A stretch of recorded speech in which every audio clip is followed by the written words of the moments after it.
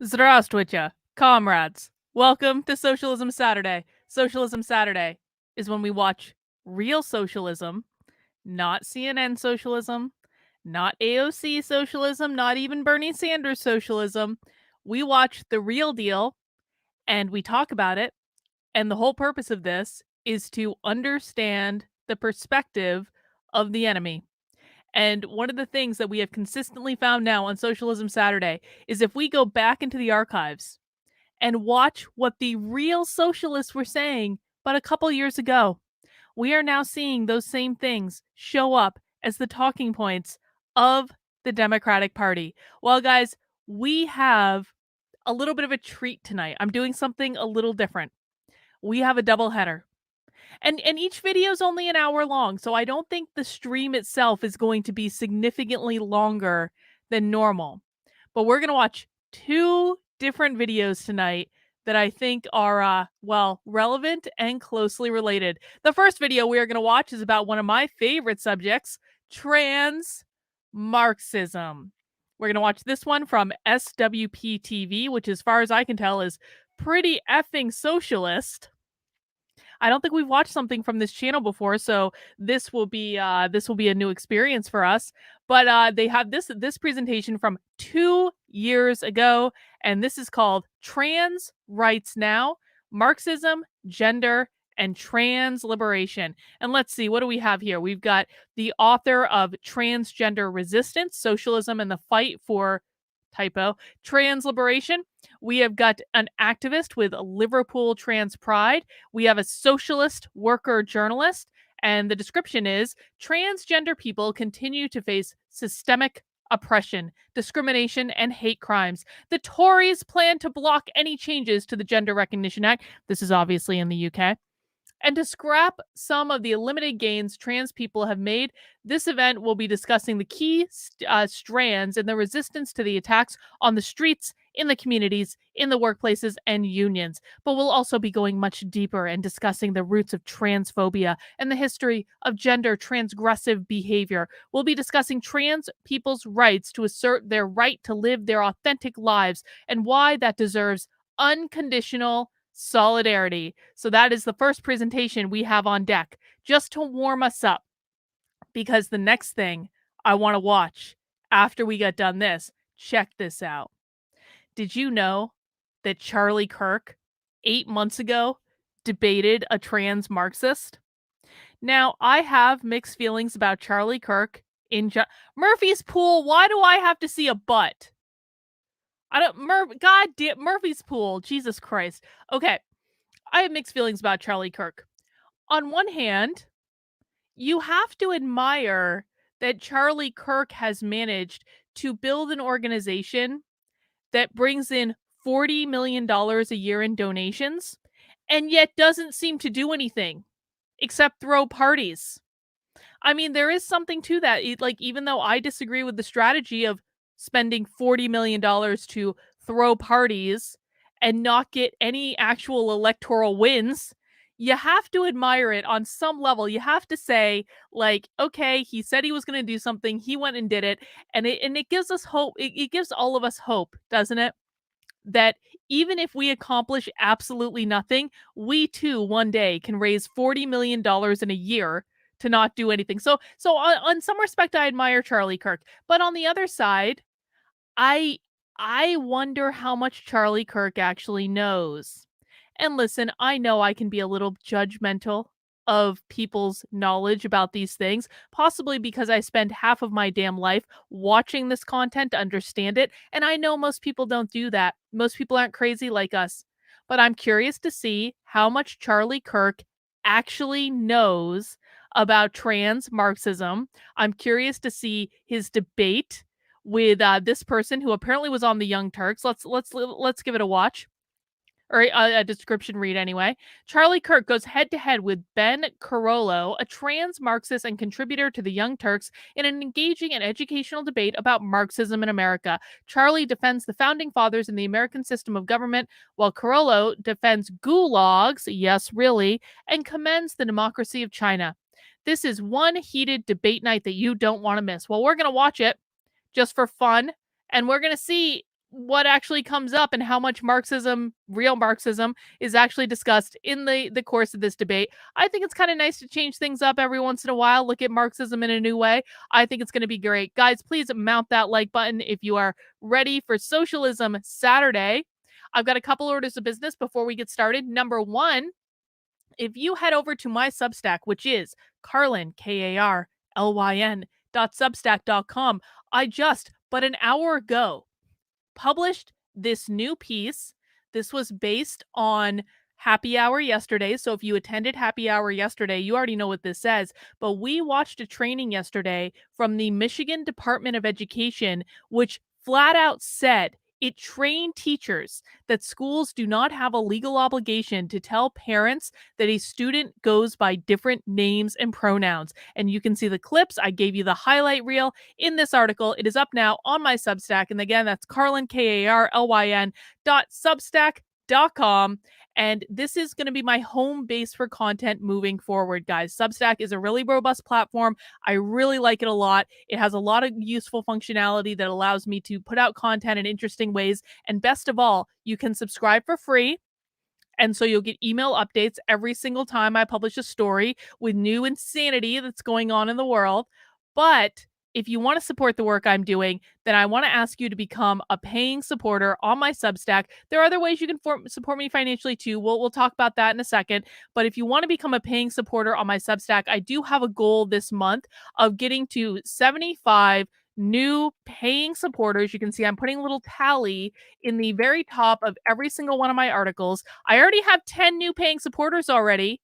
So that's pretty great. And thank you to everyone who has signed up so far this month to become a paying supporter. You guys are the ones that completely fund my work. You guys are the ones that allow me the time and the bandwidth to be able to spend so much time studying the woke left, telling you about the woke left, digging up these trainings, explaining them, breaking them down, telling you stuff that you are not going to get anywhere else. I am currently producing some of the most original unwoke content on the internet. I routinely cover stories weeks, months, sometimes even years before they hit like mainstream conservative media. So if you really want to be in on the ground level, my Substack is the place you want to be. I'm just going to own it. I'm doing good work on my Substack and I hope you appreciate it and I hope you will consider financially supporting it today.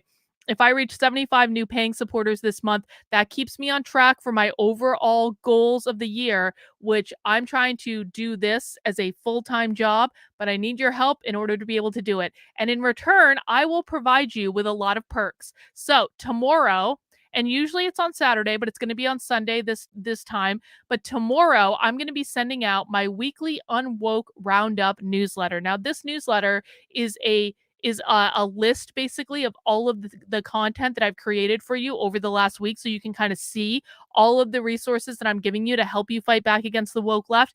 And if you want to access my exclusive perks on the Substack, what you need to do, and I always put this in the newsletter, if you're a paid supporter, you want to go down to the bottom of the Substack and you're going to have an area where it says supporter perks. Now, this currently has a red box because I'm not logged in on this browser into an account that is paying to support my Substack. But if you were supporting my Substack, what you would find in this area is a link to join my supporter Discord. You would find 2 links to my weekly supporter Zoom calls. And tomorrow, you're also going to find a link to my Bitchcraft call, which is going to be next Saturday. And so you're going to get lots of perks in addition to getting the resources that I'm providing for free for everyone. A couple of those perks include movie night. We do movie night every single Sunday at 8 p.m. in my supporter Discord. Tomorrow, we are honoring One Reagan One by watching The Big Short. This is the movie that he picked out. And the reason we're honoring him is he has been actually running basically my supporter Discord since the beginning. So I can't do it without him. I'm really appreciative of his work. And I've never seen The Big Short. So I'm excited to watch it tomorrow on our movie nights and supporter Discord. We also have discussions. We do trivia. We talk about it. Andrew is, One Reagan One is going to give us a discussion about what happened with the financial crisis so we can all have a little bit of a better idea about what's going on. So that's going to be at 8 p.m. tomorrow in the supporter Discord. You will get access to that by supporting my work on Substack today.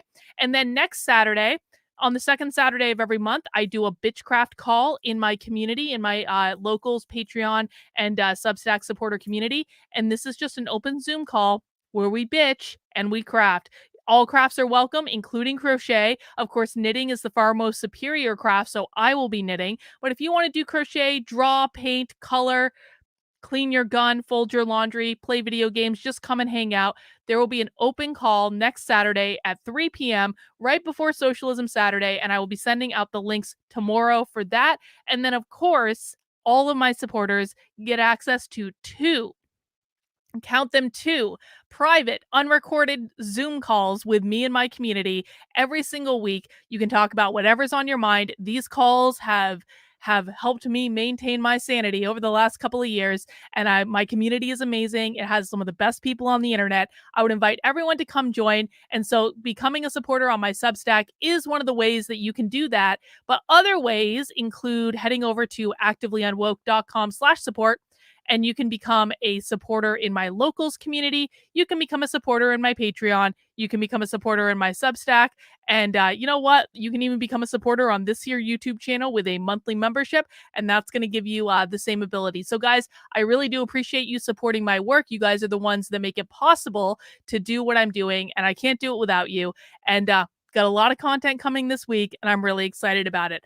All right. Now, before we get in to our debate, I have one last thing, and that I need to pour myself a drink. Now, I'm doing something a little bit different today. Sometimes I like teaching you guys about beer and like craft beverages and stuff like that. So I usually drink it out of a wine glass, but today I'm going to be drinking it out of my Sam Adams glass. Now, Sam Adams, if you are looking for like a good entry level craft beer that you can pretty much get anywhere in the country, Sam Adams Boston Lager is really, really, really, really good.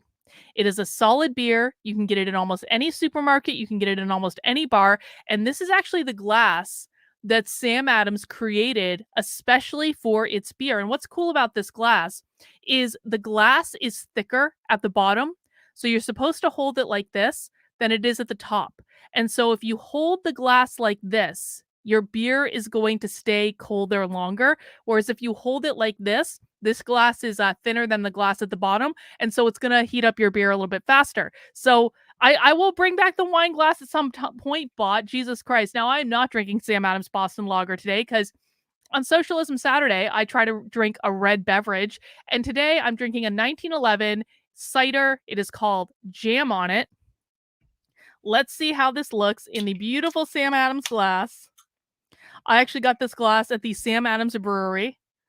I went on a tour of it when I ran the Boston Marathon in 2014.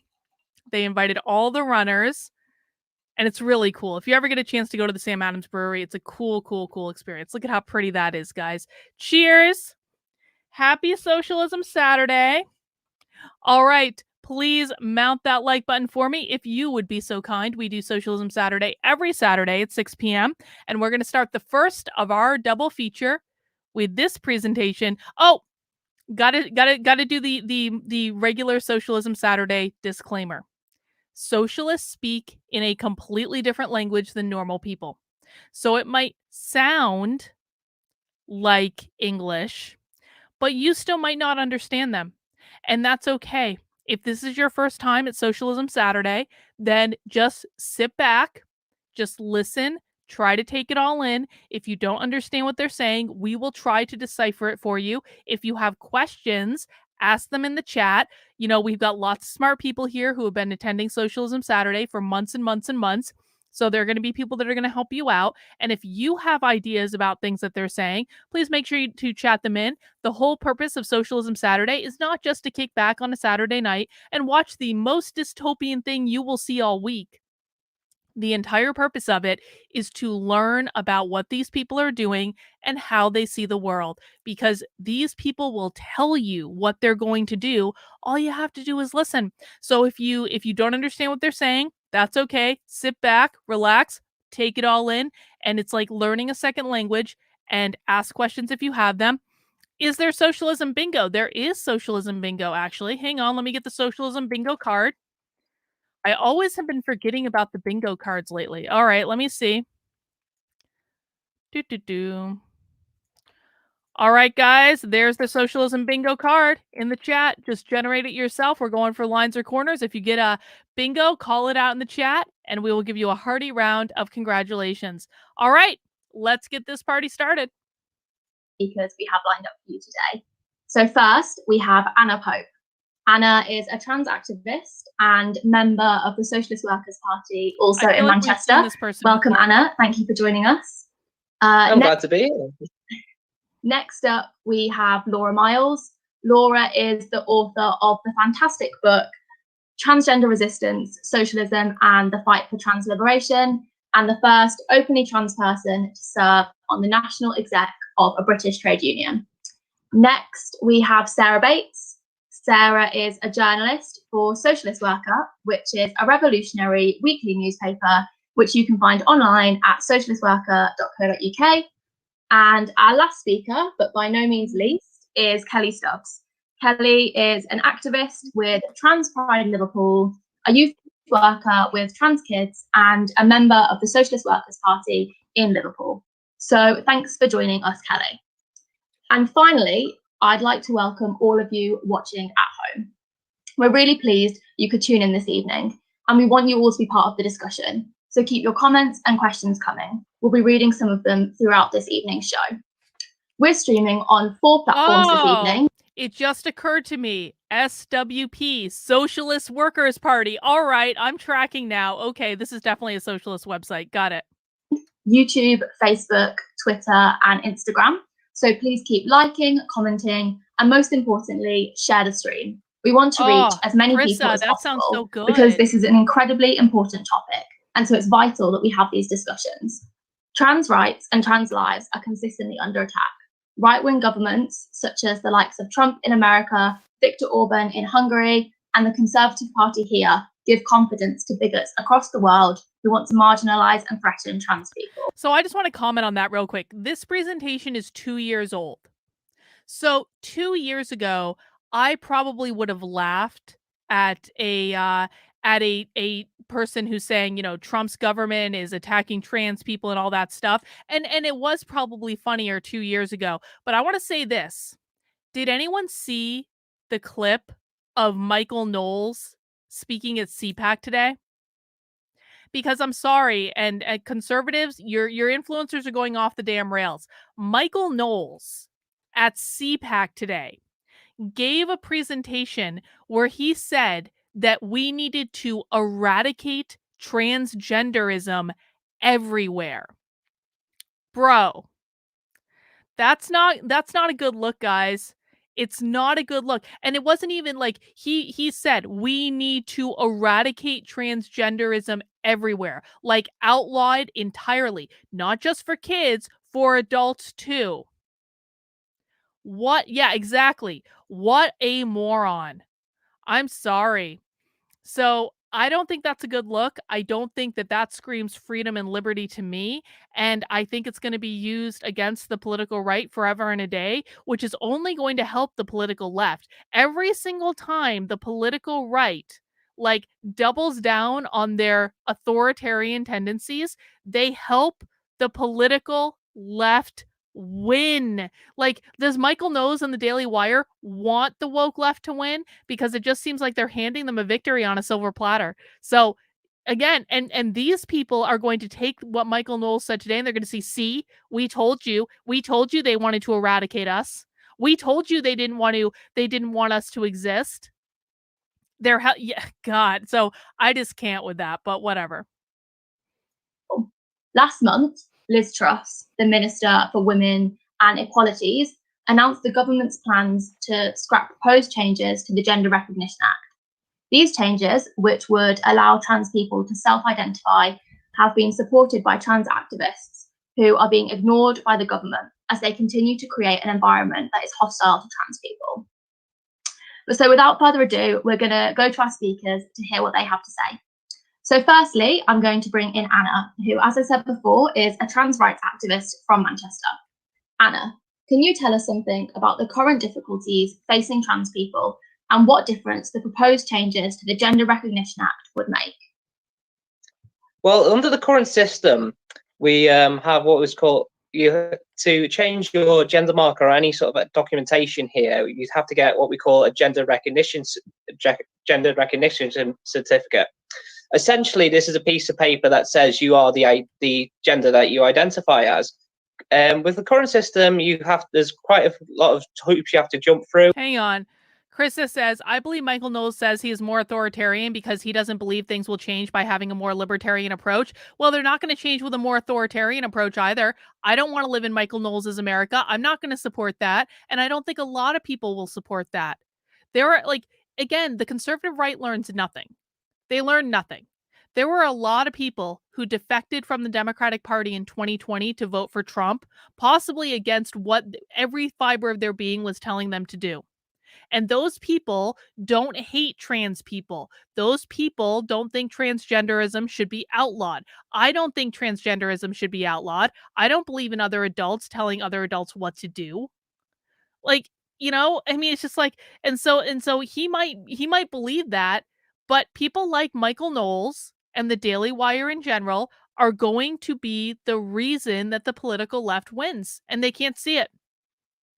They're never going to win with this strategy. You have to live as your desired gender for 2 years. You have to go to a gender recognition panel made up of professionals who've never met you and have you've never interacted with in your entire transition. And at this moment in time, it also costs £140 for the privilege. And even at the end of that, they might turn around and just say, no, we don't meet our criteria to get a gender recognition certificate. And of course, you have to be over the age of 18. And the boundaries, of course, are very, very binary. So if you're non-binary, there's no use in getting this here for you. And generally, the changes would have streamlined this process for everyone. Would have made because in the consultation, a lot of trans people and people who took part in that did say that the current process is far too bureaucratic, expensive, and intrusive. And with the supposed changes as well, it meant that non-binary people could have gotten some representation, because at this moment in time there is a huge grey area when it comes to non-binary people. When it comes to any form of sort of legal representation in form of documentation, NHS paperwork or anything, it is very sort of dependent on which person you're speaking to at the time, local governments, whether your doctors will acknowledge your gender at all on any paperwork. It's completely up to them. And with this sort of these proposed changes, this would have brought things in line, and possibly, more than possibly, would have seen quite a lot of representation for non-binary people in there. Because the Gender Recognition Act itself hasn't been updated since 2004, and our understanding of gender has come quite far in that short space of in that 16-year period there. So in many ways, it did need to be updated to meet the current changes and the way that people are currently identifying in the wildscape that is currently going on today there as well. Especially with the proposed changes there as well. Under the current system, if I have to go for a job interview, for example, and with background checks, though, I can't have any form of identification that has my gender down on it. It's still down as male. So if I go to a job interview, for example, I have to take my birth certificate, which has my old name on it. I have to take my deed poll through as well. That is the only confirmation of my change of name. And then that basically means my employer knows my transgender status right off the bat. And a lot of and by basically streamlining this process, this like I said, this would be a lot more helpful for people in my situation, because sorry, I think my connection went a bit there. This would help people in my general stand, because essentially, I wouldn't have to disclose my transgender status anytime I went to a job interview, because previously people just stealthed it, moved to a new city without announcing their transness, and that was a feasible way. But nowadays, I don't want to be a bitch, but I don't think this person has to announce that they're trans in order for people to understand that they're trans. Bigger, more visibility from trans people. We do need to sort this process out.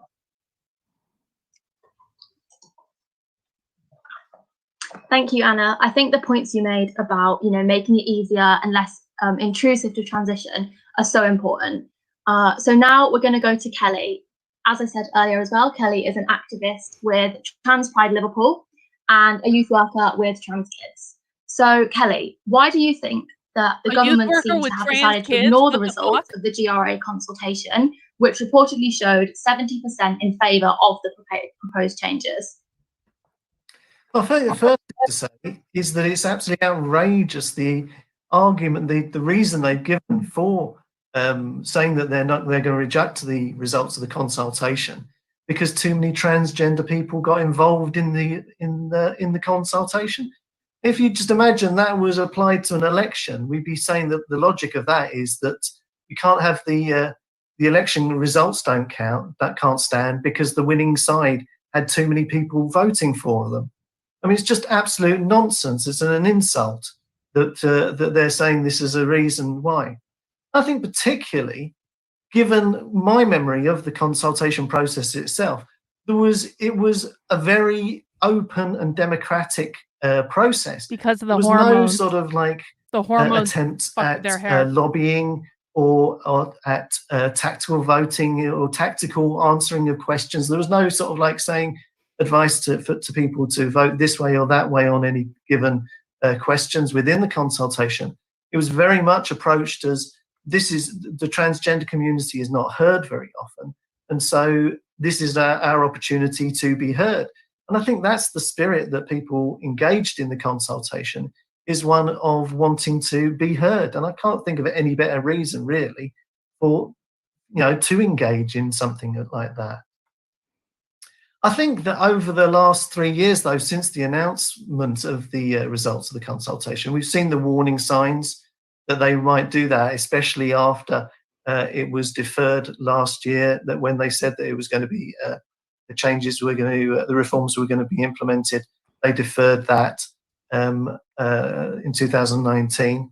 And I think against that background of the last 3 years, I think we've seen quite an increase on an international scale of the level of transphobia that we're seeing. I think particularly, obviously, that's been led by Trump in America.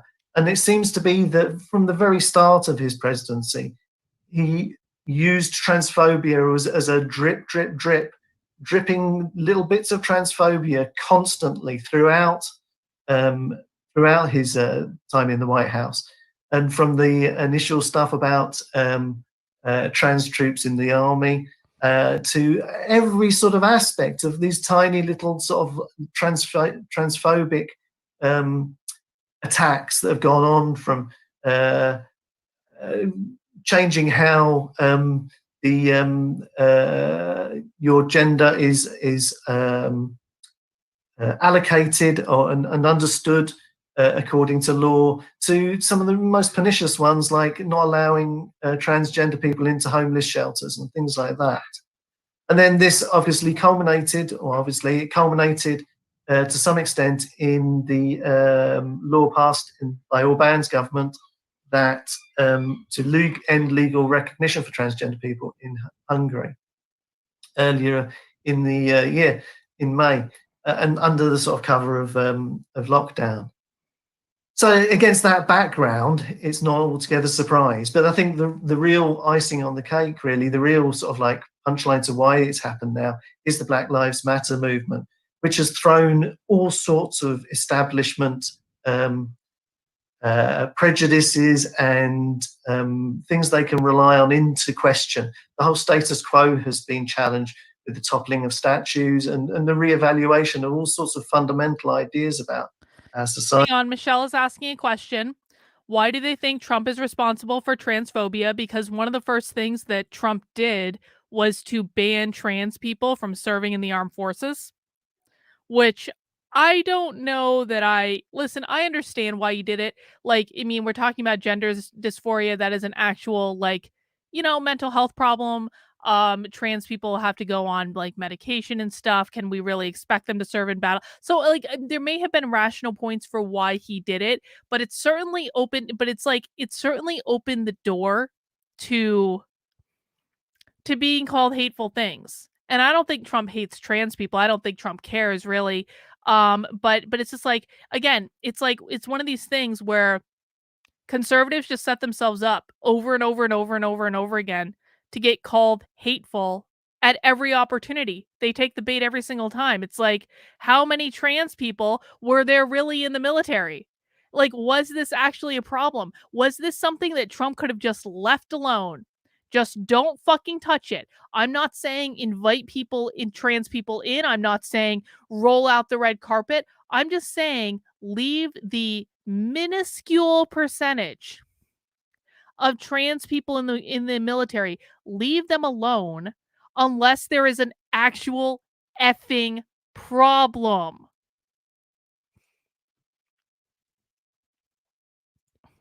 Society. I think then on top of that, there was the government, Boris Johnson's government was already on the ropes from the COVID crisis and the way they've not dealt with that very well, to say the least. And then the defiance of teachers and students and parents not sending their kids back to school has meant that the Boris Johnson wanted a victory. And in this sort of hothouse atmosphere where everyone's stuck inside their home, I think we were the easy target, and in a sense, within the home, we were the dog that was easy to kick. Thanks, Kelly. I think you're right to highlight how completely ludicrous it is to imply that too many people got involved, which is why they're not going to support it. So we're going to go back to Anna now. Anna, there are also reports that the government are proposing to roll back on current rights for trans people, such as their right to use the toilet of their choice or to use women's refuge. Why do you think that is? And what would the effect on trans people be if that happened? Well, the biggest contribution, I think, to this sort of rollback has, since the consultation was announced, there has been a huge toxic atmosphere that's been put forward by groups such as Women's Place UK and, of course, Transgender Trends, which has sort of framed the whole sort of reforms to gender recognition as some sort of attack on women as a whole, and generally sort of framed it as this idea that same-sex spaces exclusively for women are somehow will be invaded by as they put it, male-bodied transgender people in order to access these spaces for all sorts of reasons, like such as to assault people and all sorts of things like all things like that. The most heinous thing that has sort of come out of what Liz Truss has said, which is sort of the removal of healthcare from trans youth, which is very, very, very concerning.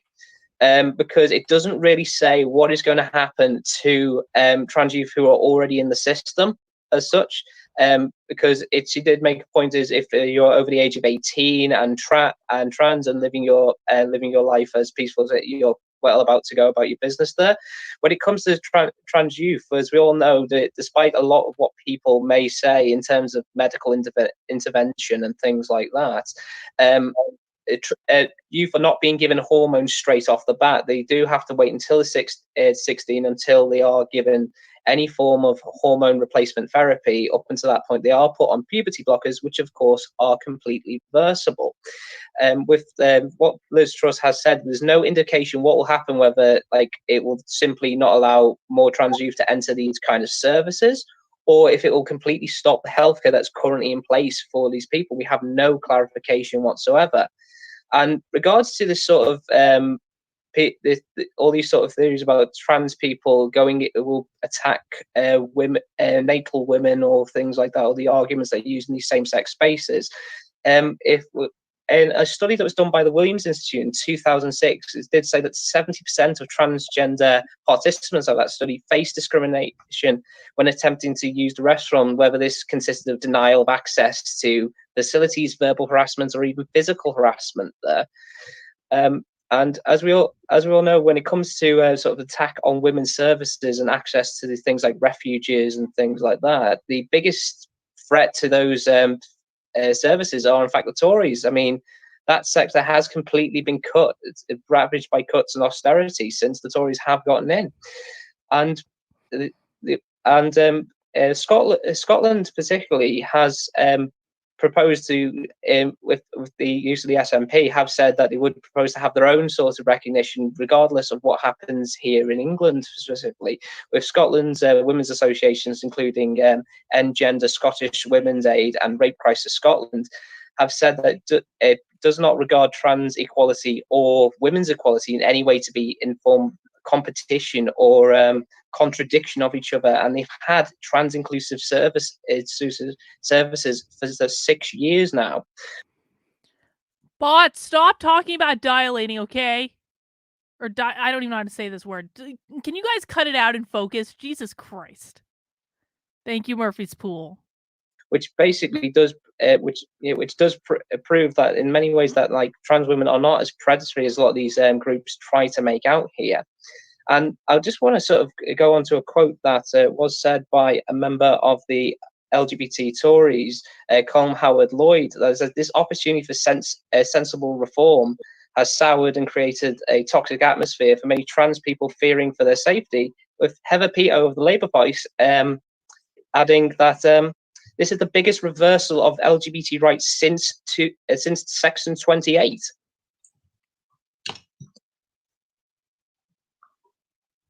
Thank you, Anna. Yeah, I think, it's really important to emphasize how this is going to have real effects on trans people in their lives and how, how safe they are in their lives, and completely how important it is to emphasize that trans people are not the threat, the austerity that's been implemented by the Tories is. And so before we go back to Kelly, I'd just like to encourage everybody who's watching to keep sharing across all social media platforms. We're streaming on 4 platforms today: Instagram, Twitter, Facebook, and YouTube. So if you just keep sharing the stream so that we can reach as many people as possible. So we'll go back to Kelly now. Kelly, you've been very active in organising Trans Pride in Liverpool. The trans community is, a really broad community, but the discussion around trans rights is always brought back to this really narrow focus on the right of trans women. How does this impact the transgender youth that you work with, who are constantly ignored by the terms of the debate when it's framed like this? Yeah, well, firstly, on Trans Pride, we have had a transgender block for trans women block on the Reclaim the Night Liverpool March for the last number of years now. And so organisationally, we've always been very closely tied to the Reclaim the Night group. And we they did training for our stewards for our first Trans Pride last year, for example, and this year they're co-hosting the Trans Pride with us, the rescheduled Trans Pride we got coming up in September. And so as such, we've always had the notion that gendered oppression and violence is something that we're opposed from the perspective of trans people and of cis women. And I think that talking about the youths I work with, the trans youths I work with, I think particularly for the trans girls that are trying to come to terms with their gender maybe, or wanting to come out, I think the culture that we're living through at the moment is a particularly nasty one.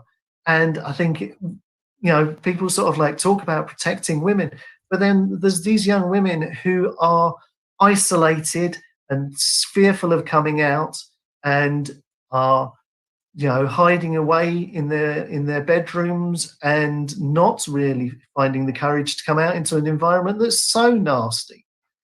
That's, all those sort of things that we come to associate with that internalization of all that sort of hatred that's going on in society is there, and self-harm and all the rest of it that's going on.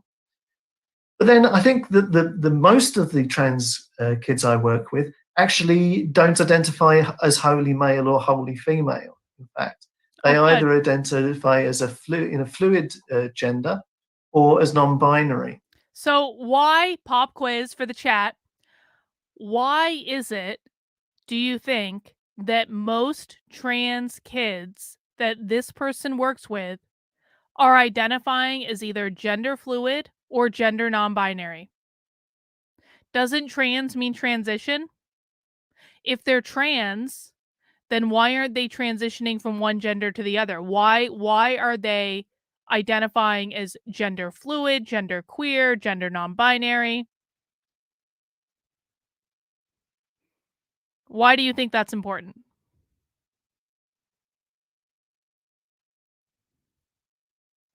Stephanie says transformation. Yep. Trans doesn't mean transition anymore. It means transform. They want to eliminate the gender binary. Exactly. These people, and we have seen this on repeated Socialism Saturdays, their goal is not to make more trans people. Their goal is to eliminate the gender binary, to create an entire world of theys. This is why they focus on eliminating all gendered language, right? This is why they want to forbid boys and girls, moms and dads, things like that. Because the ultimate goal of Marxism, well, one of the ultimate goals, is to eliminate the biological family. You can't eliminate the biological family when you have gender. So the easiest way to do that is to convince people that they're gender fluid, especially when they're young, because guess what? Then they go on puberty blockers and then they potentially sterilize themselves. Not like if they sterilize themselves, that kind of takes care of the problem of the biological family, doesn't it? And they get completely excluded from the debate when it focuses solely on trans women. But even more so, this applies to the way that trans men are affected by the debate. Because trans men, part of the sort of one of the central planks of the experience of transphobia for trans men is one of invisibility, of not really existing in the public eye and being invisible. And so actually the debate doesn't just ignore them, it actually reinforces the transphobia that trans men face already. But I think that also beyond that, the situation that is facing transgender kids at the moment in the current lockdown state, or the easing of the lockdown state, is worth actually thinking about as well. Because obviously we've seen all the stuff about the rise in domestic violence that's gone on as people have been forced into lockdown. Well, transgender kids aren't necessarily in families that are supportive of them. I know, a lot of the kids I talk to really struggle with their family life and found lockdown very painful experience. And I think that's kind of goes to explain why it's such a high proportion of the kids I'm working with have actually chosen to go back to school, which is not the sort of like a common experience of many kids. But then even when they go back into school, they face that the same lottery they face with their family as to whether that family is supportive exists within the schools as well. And there are some great schools dealing with that are really trying to be supportive to trans kids, and some great teachers out there doing brilliant things. But then equally, there are some schools where their institutionalized transphobia is rife. I was I was told by a couple of my kids about a school where the pastoral staff had gone out of their way to make sure that the preferred names of all the trans kids was on all the paperwork that was going out to reports and all the rest of it, and teachers were going into those documents and individually changing them back. So for me, to sum up, the beauty of doing the Trans Pride event has been to actually introduce some of these young trans people to institutions which are supportive of them. And for us, that's been the unions, both the student unions who have sponsored all sorts of placard making workshops, and more recently we've had the GMB and the UCU who've supported our events. Thank you, Kelly. It's really interesting to hear about it. And so before we move on, could you and Anna, both of you, could you recommend for our viewers any people or events from trans history that people might want to find out more about? Okay, I think I'll start. I think I'll start off with this one because I think it's the case of every sort of events we do come up with the same sort of people. So I wanted to bring attention to a couple of people that aren't necessarily brought up as often, and they're fairly sort of new figures when it comes to it. I think Janet Mock is a very good person to look. She did a fantastic book whose title escapes me unfortunately at this moment in time. A couple of years ago, as well as Laverne Cox, who was most famously been involved with the Netflix series Orange is the New Black, which is not a fantastic program, if I'm completely honest, but the work that she does to highlight the trans experience is very, very, very, very good. And I definitely recommend that those of you who have Netflix to watch the documentary Disclosure. It is a very, very comprehensive look of how trans people have been portrayed from the beginning of sort of televised media and things like that. And it does really show some of the really deep-seated... Has anyone watched that? Disclosure? I've never heard of it before. Let me know.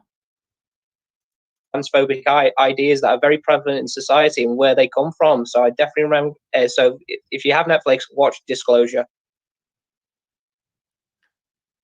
Yeah, the book that Anna mentions, Redefining Realness by Janet Mock, is absolutely brilliant. It was very important to me in my process of coming out. Negatively, I'm afraid, I'm going to say that one of the things that inspires me is that photo, the famous photo of the Nazis book burning. And I didn't realize until quite recently that the actual books that are being burned is the library of Dr. Magnus Hirschfeld, who was the first person to really go for a systematic understanding of the transgender community. And for me, it constantly reminds me about how our history has been repeatedly hidden and destroyed, and so that we don't know as much about our communities as we should.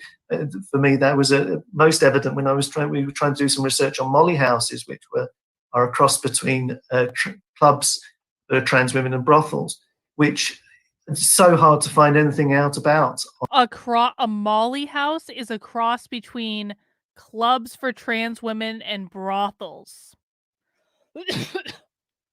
Huh. I've never heard of such a thing, but you learn something new every day.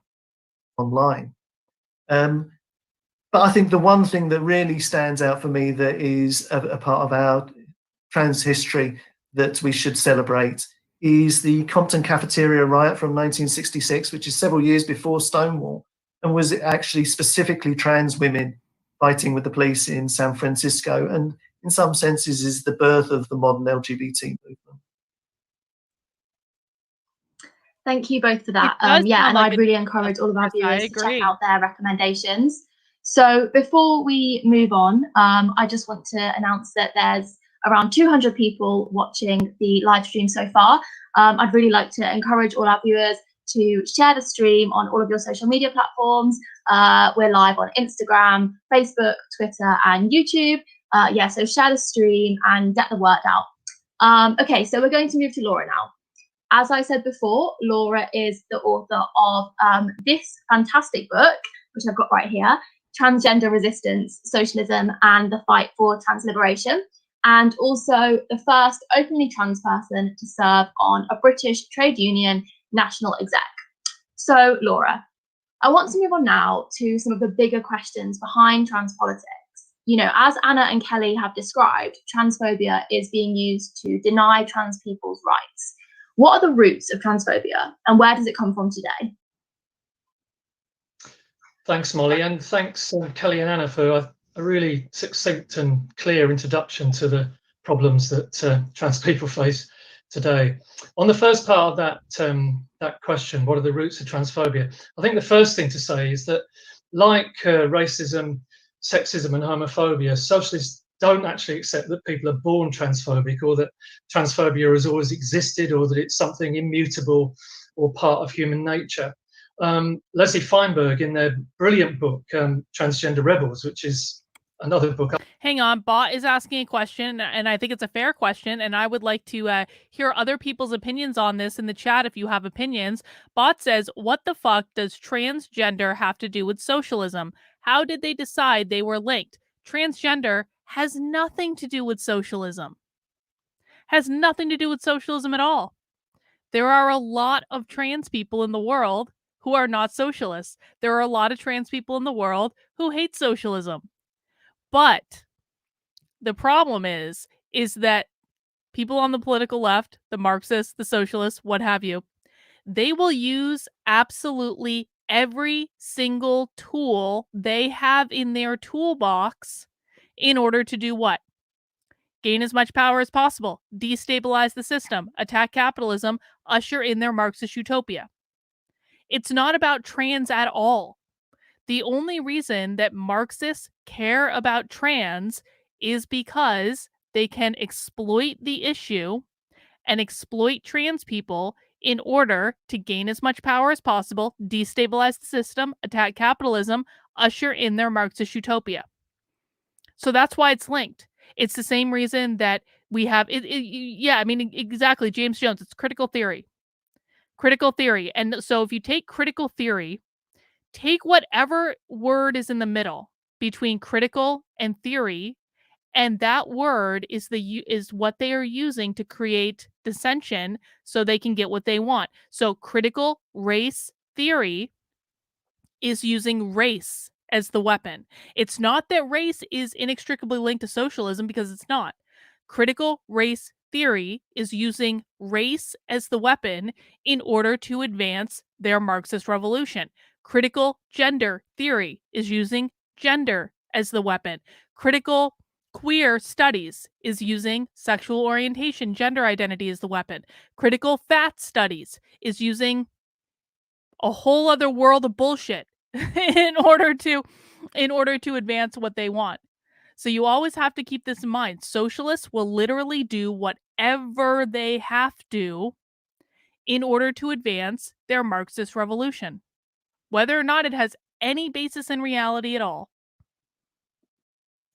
I'd certainly recommend to anybody if you can get hold of it, showed that in pre-class societies, gender variant expression was very often treated quite differently, favourably, to the often vicious transphobia that we see in modern capitalism.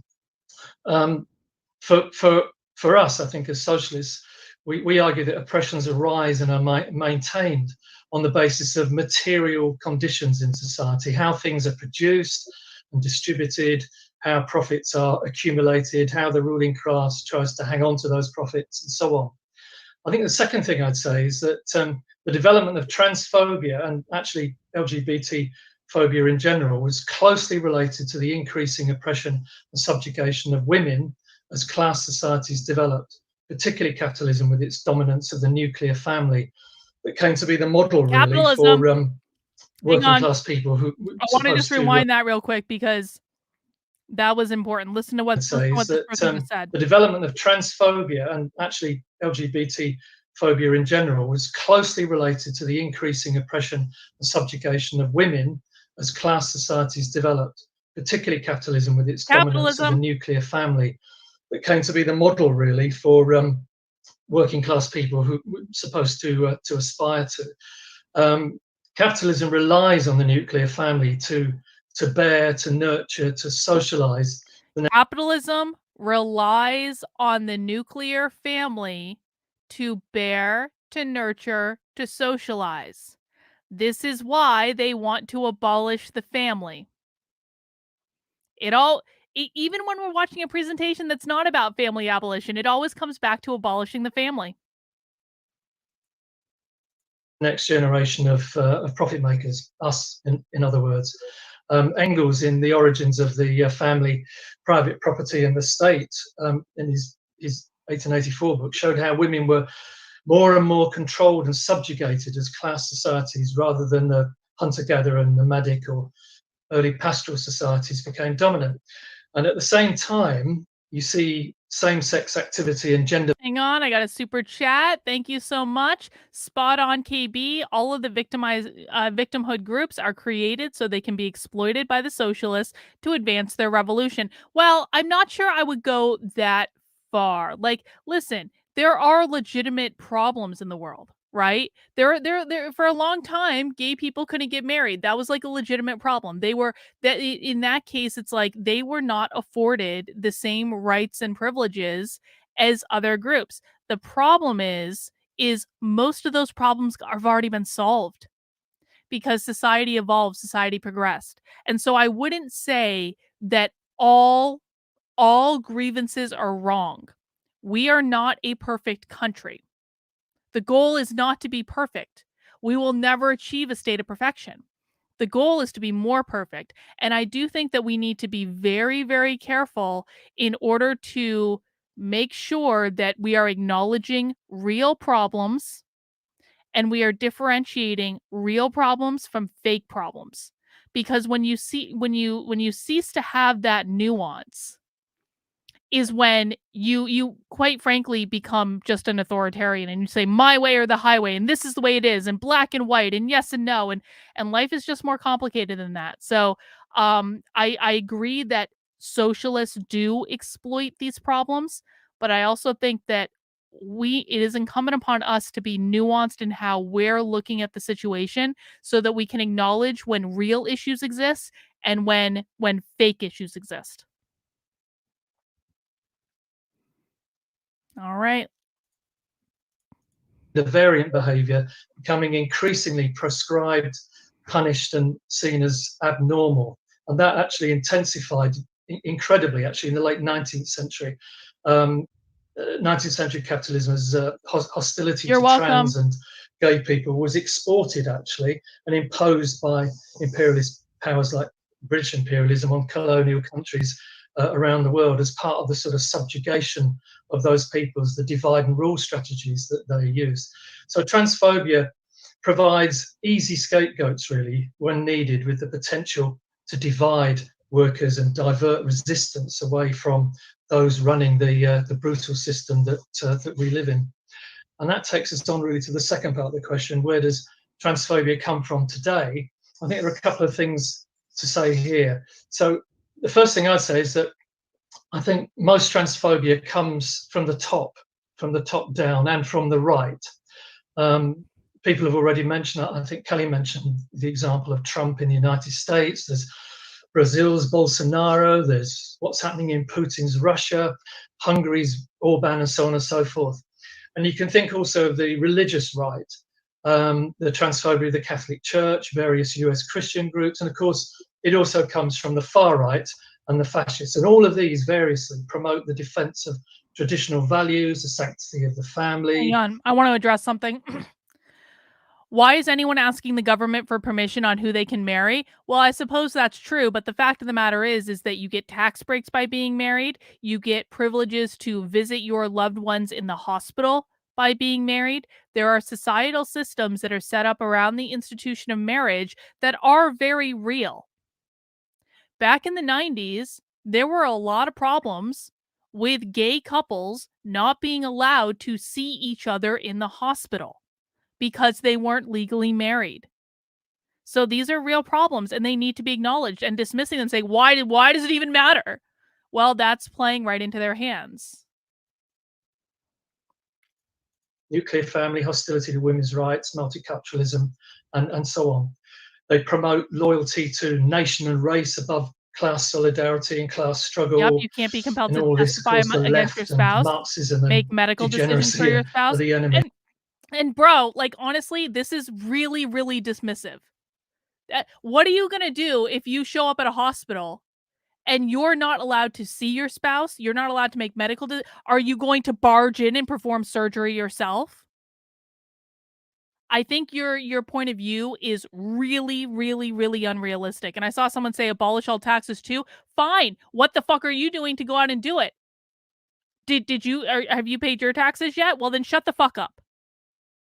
Because if you're paying taxes right now, don't come and say, "Oh, just abolish all taxes. It's that easy." Go out and actually fucking do it. the screaming of like, here's the most extreme possible solution, it doesn't work. And you are never going to make any progress if you say, well, why are we even listening to them anyway? Why are we even listening to them anyway? Do you have a driver's license? Okay, then you're listening to the government. Congratulations. Did you pay to register your car? Okay, then you're listening to the government. Congratulations. And I can go on and on and on and on and on and on and on. If you have ideas about how to do things better, then get out there and fight for your ideas. But don't shame people who are trying to work within the system, because it just means that you're going to get absolutely nowhere. Trans and LGBT people are seen as undermining social order, normality, and generally destroying society as we know it from within.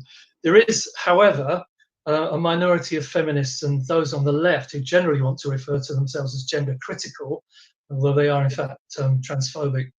And they're very vocal in pursuing trans exclusionary policies, particularly here in the UK, as people have already said. Unlike the right, though, they claim to be critical of trans rights on the false assumption that they undermine women's rights. Problem is, I think this is the basic problem, I'll end on this really, the problem is that they actually fail to start from the basic socialist position of solidarity with all the oppressed, including obviously trans and non-binary people. And in practice, I think they end up providing some sort of left cover really for the right-wing transphobes that I talked about just now. And sadly, they end up on the wrong side of the history because of that, I think. Thank you, Laura. Yeah, I think you're completely right to talk about gender variant in pre-class society and to kind of emphasize the subjugation of women and how, trans people are not a threat to women. It's all part of the same fight. And so on that note, we're going to move to Sarah. There are quite a few women in women's prisons who now have trans women in those prisons who, I mean, magically and mysteriously were men that got convicted of a crime and then decided they were trans to go to a women's prison. And so I think there are women in women's prisons right now who would fundamentally disagree that trans women, don't pose them a problem. I think that they do pose them a problem when they are fake trans women that are just saying they're trans to go to a women's prison after they've been convicted of a crime. Sarah is a journalist for Socialist Worker, a weekly revolutionary socialist newspaper. Sarah, the debate is being conducted in an explosive way. And, rightly, so many trans people are furious at the way people deny their right to exist. I want to ask you why some people see trans rights as a threat to women's rights. And why do you think they're wrong?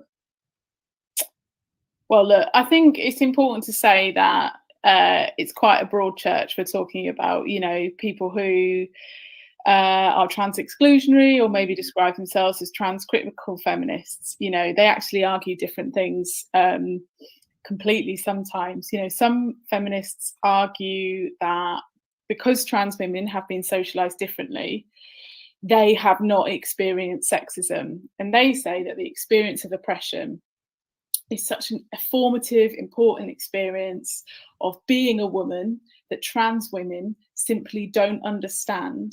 They don't have an appreciation for what it means to be a woman. Others claim to be worried that including trans women, in these spaces as women weakens the ability of other women to politically organise or to defend their jobs under equality legislation, for instance. But actually, it comes down to your political analysis of oppression.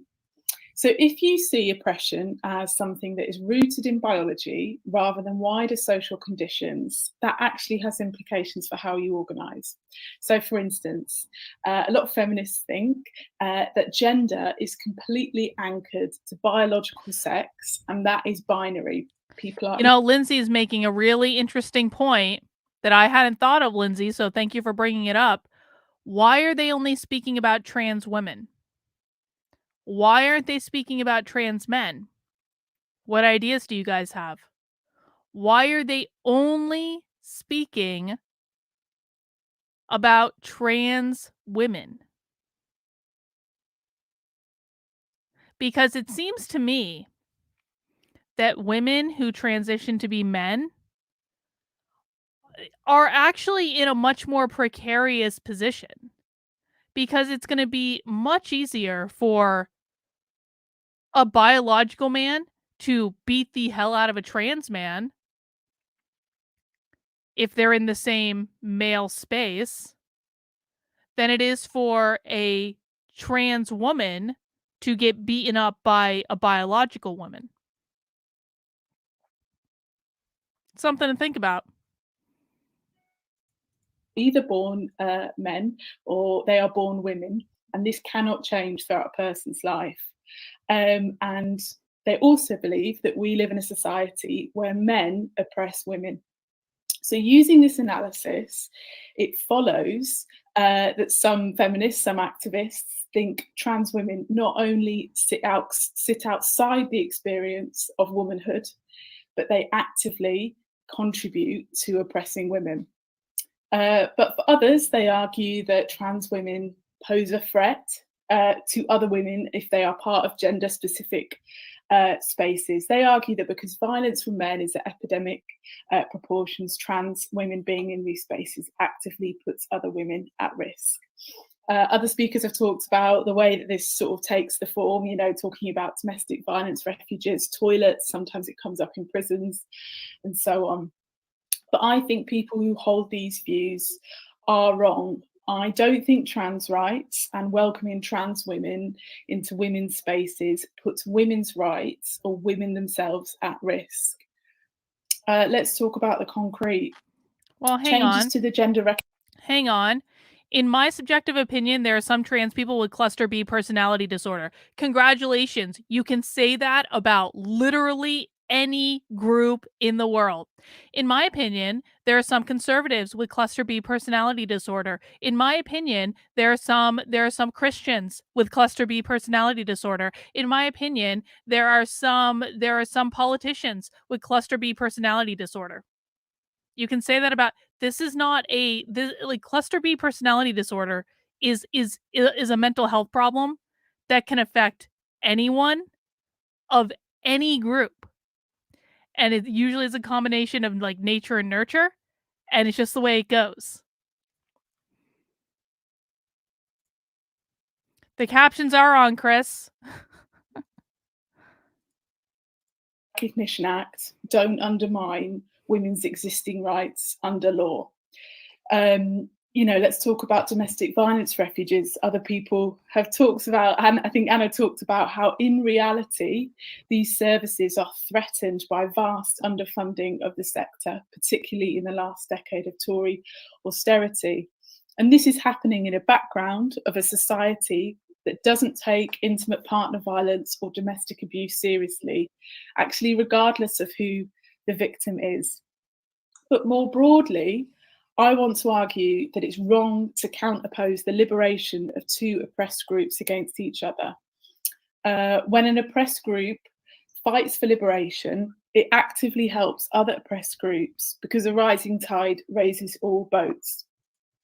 And when the broadest possible coalition of people fight back together, it not only builds a sense of solidarity and unity within our class, but it also gives us the best chance of success. So instead of attacking trans women over the question of toilets, you know, refuges and so on, feminists should unite with them to create material better conditions for everyone. Fighting together for better refuge services, for example, points the blame at the real culprits, and any benefits of the campaign will materially benefit women. You know, campaigning against or campaigning for safe, accessible and free toilets and hygiene facilities, this benefits all women, doesn't it? You know, rather than police whether trans women are allowed to enter them.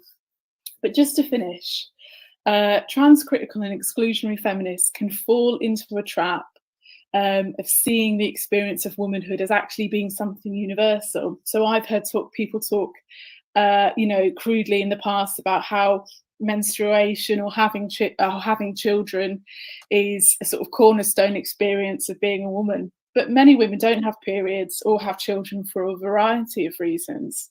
Such a biologically based fundamentalist view of gender, oppression and womanhood threatens to erase the wide spectrum of human experience.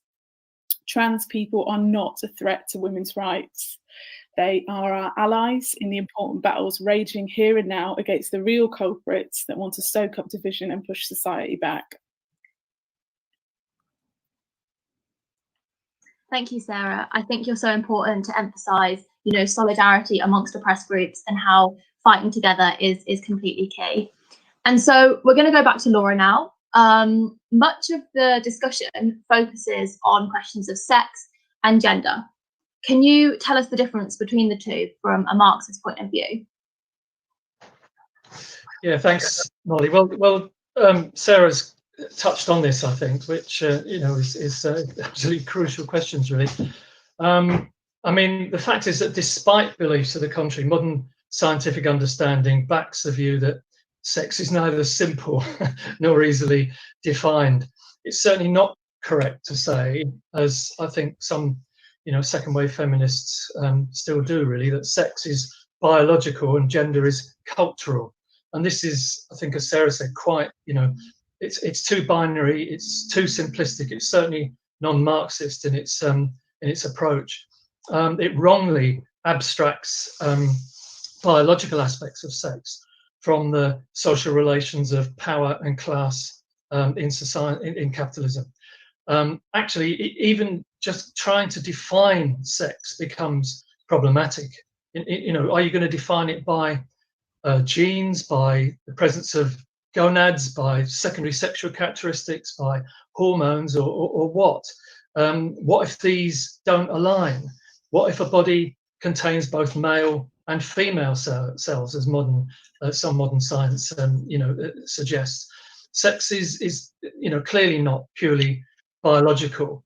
In my book, actually, I tried to sum this up. I'll just quote this.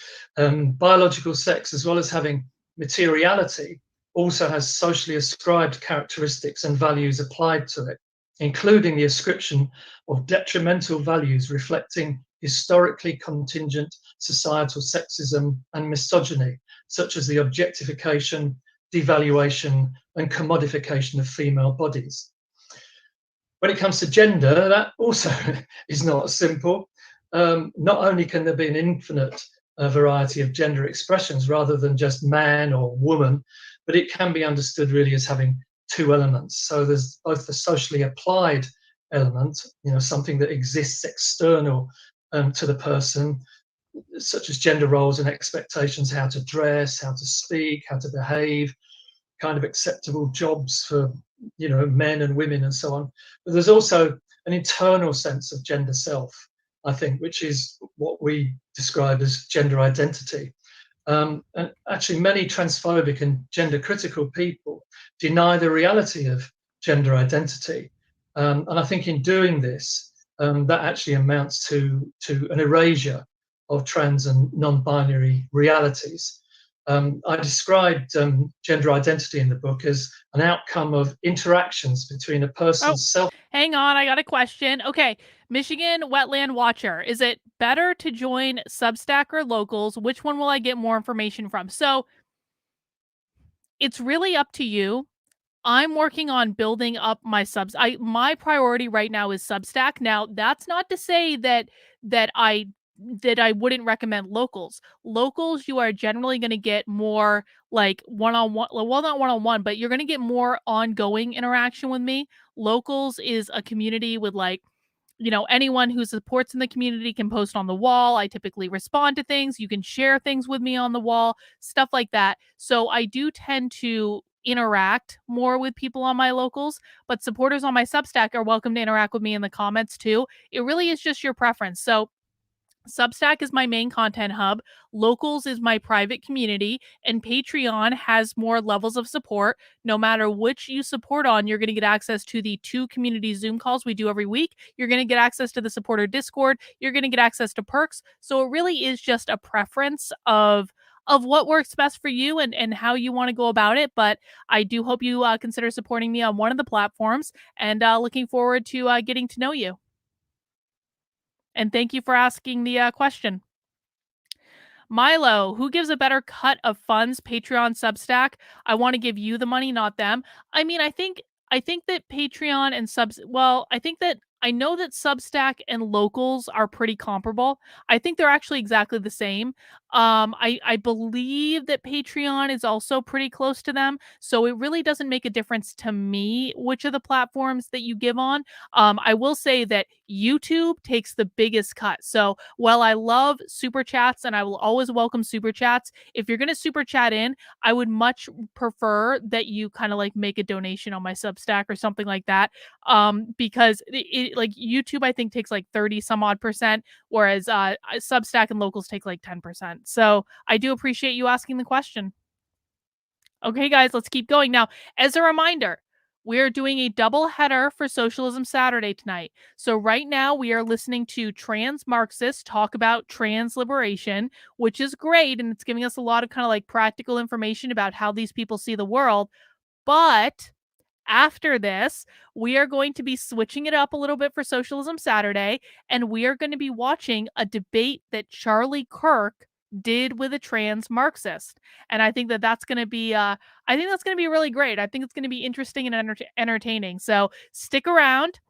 We got about 20 more minutes of this presentation, and then we're moving right into Charlie Kirk debating a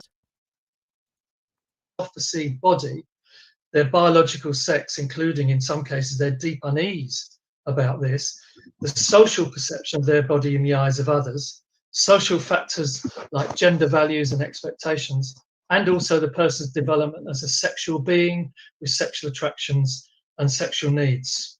In other words, their sexuality. So it's a much more complex situation than the rather simplistic approach of some feminists.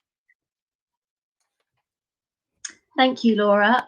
So we're going to stick with you still. How important do you think the concept of gender ideology in the attacks coming from right-wing politicians like Bolsonaro in Brazil is? Okay, well, I mean, it's important because it forms part of the basis, really, of the attacks coming from the right on women, in particular, and LGBT plus people. They often reference the supposed threat of gender ideology. It's actually a completely bogus concept. It was dreamt up by hard right religious activists and promoted by the Vatican in the mid 1990s. And since then, it's been weaponized by right-wing governments to dissolve women's ministries, to undermine international legal obligations to protect gender equality and LGBT plus rights and a whole variety of places. It was one of the concepts and the arguments proposed to undermine and to ban gender studies in Hungary's universities last year. It's been used to attack trans rights, including the whole notion of self-identification for trans people. It's been used to mobilize the Christian right in elections in various countries, and so on. I mean, it's often used to oppose substituting the word gender for sex, and seeing this as a kind of leftist feminist plot to undermine the family and traditional values and to erase sex as a category. Unfortunately, some feminist and leftist gender critics, I think, come dangerously close to endorsing aspects of gender ideology in their arguments for trans exclusion from single-sex spaces, and in their opposition to what seems to be a cousin of gender ideology, which is gender. Hang on, we got a question from Steven. Would Substack censor or block you or anyone else from any content or ideas that you want to publish as long as to publish as so many platforms are doing? I don't believe so. I got banned. I got permanently banned off of Medium for saying that pedophilia is bad and that pedophiles shouldn't be kindergarten teachers. And I posted the same article on Substack and it was fine. So I've had a great relationship with Substack. I actually have a meeting with Substack next week because they reached out to me. They want to help me grow the site. So I'm pretty excited about that. I do not anticipate right now that Substack is going to be a problem. And a lot of the people that are like conservatives or people that are like anti-woke, a lot of them have Substacks. Chris Rufo just started publishing on Substack. So I think it's good. And it's also just a really good platform. It just works. It's one of the best pieces of like software that I've used in a long time. So, but great question. Identity ideology, which is the claim. It denies the reality really of gender identity, and sees trans activism as a dangerous movement that puts children's lives and well-being at risk, which we know it doesn't. We know that trans activism is absolutely necessary and valuable and important to support in the current circumstances. So it is important that we understand the origins of gender ideology and the purposes that it's put to, and why we need to resist it. Thank you so much, Laura. It's really great for you to put that so clearly to us. We're going to go back to Sarah now. So, Sarah, why do you think that gender matters in 2020? Well, I think sometimes it can feel like whether you're a man or a woman is sort of this is the dividing line in society. No, disagree. I want to say that I think gender expression is important. I think it's deeply felt within individuals, and we support the right for people to express their gender identity however they choose. And that is actually the starting point for socialists. That's where we begin the intervention on this. However, I think it's useful to go a little bit deeper and to look at the kind of role that gender plays within society as a whole. So there is huge, large-scale pressure in society that tells people that there is a really fixed, rigid idea of what gender is. And these kind of so-called masculine or feminine traits are a result of biological differences between individuals. And this begins from birth. Research shows that people hold newborn babies differently if they're told that the baby is a boy or a girl. Or if you look at a toy shop, you kind of get pink aisles and blue aisles, don't you, for, whether you're buying a girl toy or a boy toy, and very little in between. So this carries right through people's lives. It shapes everything, all your schooling experiences, what university courses people pick, what jobs people end up into, and so on.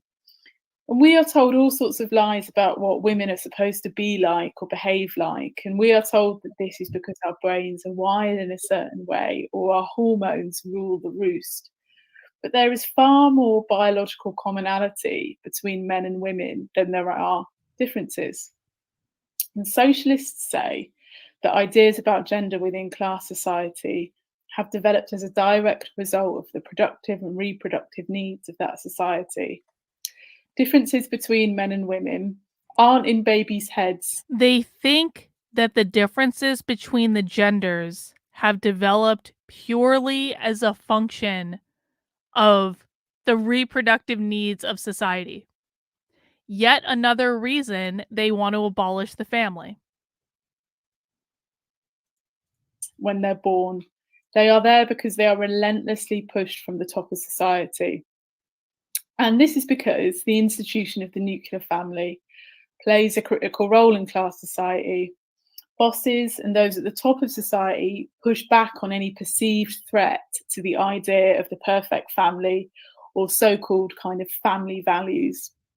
It is hugely beneficial to those at the top of society that working class women undertake caring roles, both paid and unpaid. Women and men, but mostly women, raise children into adulthood, healthy, educated, and with the necessary social skills to be productive workers. All this is done at very little cost to the state. Yet it is the ruling class that reaps the benefit and the profits from this process. So ideas about, what a women's place in society under capitalism and class society more broadly flow from this dynamic.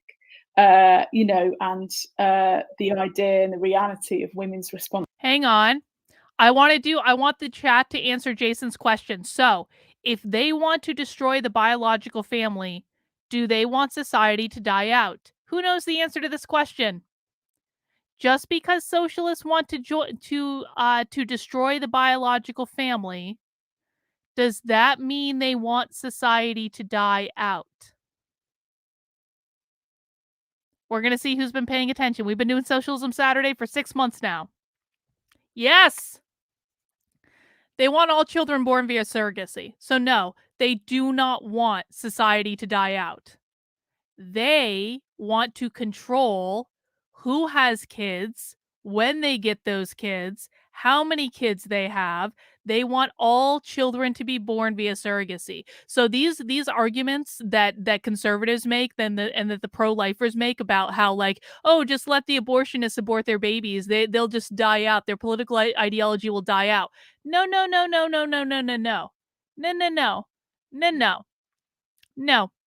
They're going to get your kids in school, and they're working on this surrogacy stuff. And if you think this surrogacy stuff is a joke, I encourage you to go back and watch some of our previous episodes of Socialism Saturday that's all about family abolition. Yeah, Huxley was a manual for them. Exactly. Responsibility as primary caregivers. It's not a new phenomenon. Class society created the family unit, similar to how we know it today. You know, as class society arose, whether you are a man or a woman, or were a man or a woman, began to matter for the first time. I think it is possible to have both a materialist explanation about how ideas around gender developed alongside fighting for the rights of trans people today. The gender binary is reinforced throughout society because it helps to bolster a system where bosses rely on women's oppression every day. In other words, it doesn't come about because of individuals' nasty and divisive. No, not like in The Handmaid's Tale. Not like they're not forcing anyone. They want them born via surrogacy pods. That's the ultimate for these people, is like these surrogacy pods that, again, pro-lifers real excited about these surrogacy pods. It's not a good idea. Well, they're going to try to create a world of theys. So there's going to be no gender in a Marxist society. So like all the genders, there's going to be no gender. They want to destroy the gender binary. I do a weekly email out of my Substack where I review everything that I've done for the week. If you want to go to my Substack and look at the Unwoke Roundup emails, then those are going to be good summaries for you. But no, I'm not going to do a monthly review. I cover a lot of stuff every single week. So I don't think an additional monthly review is necessary, but definitely go check out the weekly Unwoke Roundup emails, and that'll give you a good summary of everything I've covered. Ideas, however disgusting they are, but because of the logic of the whole system. Using this analysis, it is also possible to imagine a different world where everyone has the freedom to express their gender identity any way they think it'll eliminate fit. abortions. So we have to battle these gender they're expectations, completely narrow focused. They don't see the big I was picture. talking about, but also look at a more fundamental transformation of society. This would be so far removed from class society, fundamental and transformation of society. You know, the society that pushes people into pink or blue boxes at birth and makes it very difficult for them to break out of it. You know, I'm talking about a socialist society where people have the choice to live without binary. No, pro-lifers about surrogacy when it comes from another woman. Pro-lifers, not all of them, but I've heard more than a few, and I don't want to hear any back talk on this in the chat because we've had this conversation 15 or 20 times now. There are pro-lifers that are very excited over these surrogacy pods. And they're doing it because they have a completely narrow focus, and they think this is all about saving babies. If we just have these surrogacy pods, we'll be able to save babies. This is real. We've talked about it on previous streams. I've shown you evidence on previous streams. They think that it is a way to eliminate abortion. and to live as they want, to live as they see fit. Thank you, Sarah. I think you're completely right to emphasize how gender divisions in society, they just benefit the people at the top. And that's why gender is seen as so important in society. So we're going to go back to Laura now. Laura, how important do you think it is for the right of people to freely express their gender identity in the struggle for full liberation for all, whether that's based on sex, gender identity, race, and so on? And what does Marxism have to offer us in this fight? Thanks, Molly. And I'm going to really, I guess, pick up on what Sarah was saying, really, and develop that, because I think that's absolutely, crucial. I think that the free expression of gender identity is certainly, it's a hallmark. It would be a hallmark, really, of true, trans liberation.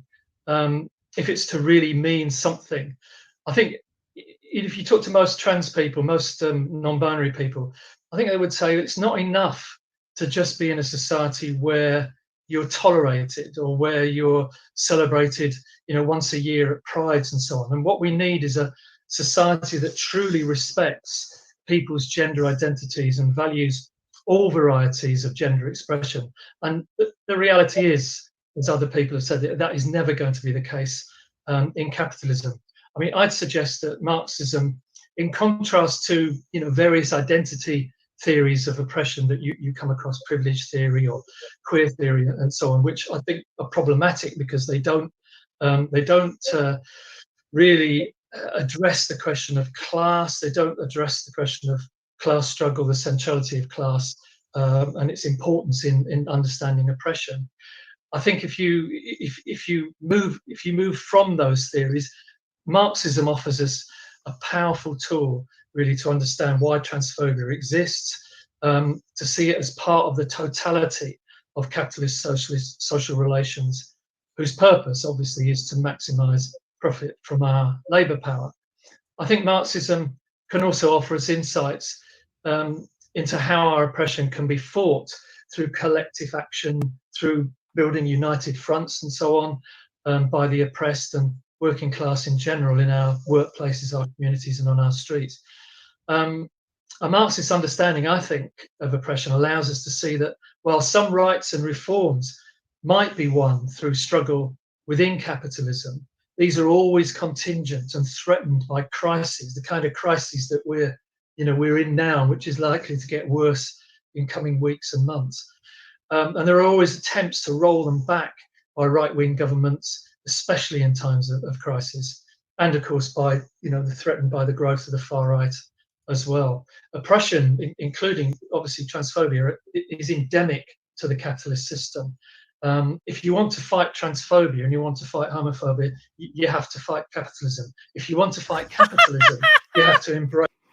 If you want to fight transphobia and homophobia, you have to fight capitalism. It always and forever comes back to capitalism. Every single grievance that these people claim to have always and forever comes back to capitalism. Let's just listen to that last part again, just in case anyone is confused. Including obviously transphobia, is endemic to the capitalist system. If you want to fight transphobia and you want to fight homophobia, you have to fight capitalism. If you want to fight capitalism, you have to embrace and offer full solidarity to the fight against transphobia. That I think is the essence of the socialist and the Marxist position. And Marxists have a proud history of fighting for and supporting LGBT plus rights. And if you go back to the 1917 Russian Revolution, the revolution put Lenin's insistence that revolutionaries must be the tribunes of the oppressed into practice by decriminalizing homosexuality within weeks of the revolution, despite having to also fight a civil war. They introduced a new penal code in 1922 that said people's sexual behavior is no business of the state so long as no one is being harmed, which I think is a fundamental socialist position. So I think Marxism offers us both the tools to understand the violent, unequal and destructive system that we live in, as well as a vision of a very different society based on genuine democracy, full equality, and production for need, not for profit. But, you know, I guess the kind of final point here is that resisting attacks and winning changes requires effective organisation and maximum unity on our side. Right now, that means, I think, being part of building the biggest possible campaign over the Gender Recognition Act amendments, linking that to trade unions and so on. Winning revolutionary changes requires that we build revolutionary organisation, and that we need to do really urgently. There's no exaggeration to say that, you know, doing this is actually now an existential question for the working class, for the environment, and for the future of the planet. So I'll just finish with saying that, you know, I think if we're to avoid the barbarism that the revolutionary leader Rosa Luxemburg described as the inevitable alternative to socialism, then we need to crack on, frankly, building the biggest and most effective resistance, not just to the attacks on trans people, but to the dire situation that the whole working class faces. And that means building the biggest and the most effective socialist organisation.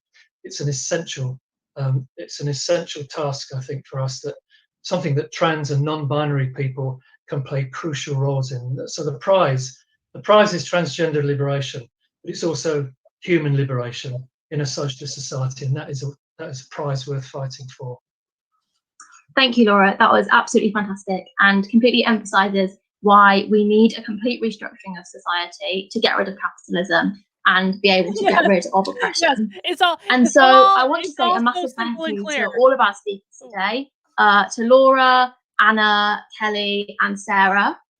Thanks so much to all of you for joining us, and to all of you at home for watching and giving us your fantastic comments and questions throughout the discussion. We've loved reading them on Facebook and YouTube, Twitter and Instagram. You know, you can keep commenting them on Facebook, Instagram and Twitter after we've ended the live, and make sure you keep sharing the link to the video. You'll still be able to watch it after the live stream is over. But just before we end this week's live stream, I have a few quick announcements to make. So as I mentioned at the beginning, all right, we don't need to listen to her announcements. We don't need to listen to them. You want to know why? Because we've got a double feature tonight, folks. Now, it seems as though 56% of you think that you might know more about trans Marxism than Charlie Kirk does. Well, we're going to put that to the test. How many people are ready to watch Charlie Kirk debate a trans Marxist? Go ahead and mount that like button for me if you are ready to watch this show. I'm actually really excited to see this. Guys, we have been for months now. For months. Socialism Saturday has been happening for like 6 months. And I think we're doing a pretty good job. I think we're seeing things that very few other people on the internet are paying attention to. I want to know how comfortable you guys feel in your knowledge of trans Marxism. We've watched several episodes about trans Marxism right now. I think we're now about to put Socialism Saturday to the test. I have consistently said that people who watch Socialism Saturday and Happy Hour know more about what is going on in the woke left than any other people on the internet. I truly do believe this. So now what we're going to do is we're going to put this theory to the test. Yeah, Joseph is ready to go. Well done, Joseph. I think that was a wise decision for you. All right, guys, for the second half of Happy Hour, we are watching a debate that Charlie Kirk had with a trans Marxist. I think it's going to be great. If you need to refresh your drinks, now is going to be the time to do it. And of course, while we're on our little interlude, I would ask, please, please, please, please, please make sure that you are subscribed to my Substack. I just released an article earlier today about the Michigan Department of Education basically telling people that schools don't, well, not basically, they quite literally told people that schools don't have a legal obligation to tell parents that a student is going by different names and pronouns. This is the second article that I've done about the Michigan Department of Education lately. The first one showed you how the Michigan Department of Education is quite literally holding a series of training webinars teaching teachers how to be groomers. This is not an exaggeration. You can go and see the highlights for yourself over on my Substack, which is Carlyn, KARLYN.substack.com. Now, a couple of you asked for like a compilation article. I recently put up this post. This was just for fun. Do you know how fucked up the world is right now? The world is so fucked up that they're trying to ban the biological family. They're thinking about using the bodies of brain dead women to incubate babies. 17,000 children have been started on puberty blockers or hormones in the last 5 years, which means a lot of kids are getting sterilized. They're using checklists in the Burlington, Vermont schools to check how many LGBTQ plus flags are in the classroom. 44% of the kids in those schools are currently identifying as queer and nonconforming. We have a whole insider expose on autistic sex education. And if you thought you'd seen some crazy dystopian shit, you ain't seen nothing until you've seen autistic sex education. We've talked about trans Marxists wanting to eliminate the gender binary. If you're confused about that, I have clips about that. We've talked about grooming going on in the schools. Schools actually putting 12-year-old 7th graders on the internet and having them talk about their coming out stories in the 5th grade. We've talked about the Oompa Loompas being made non-binary, although that was actually reneged because of public outcry. So the Oompa Loompas are no longer non-binary. Congratulations. We talked about how 86 Democrats in Congress voted to support socialism. This happened less than a month ago. We've talked about the trans maxing manifesto, just in case people think that the woke left are the only thing that is effed up. No. The right has all their own problems. We've talked about the Daily Wire reporter calling a victim of human trafficking a whore, which was, peak fucking Daily Wire. And we've talked about very bad people trying to co-opt the anti-CRT movement. And of course, the AI wants to kill us all. So fantastic. You can get this little recap of dystopia. I'll give you the link. Hang on. I'll give you the link in the chat if you want to check out some of that. That's like a nice little highlight reel of dystopia. But I'm honestly starting to call myself like a real life dystopian writer.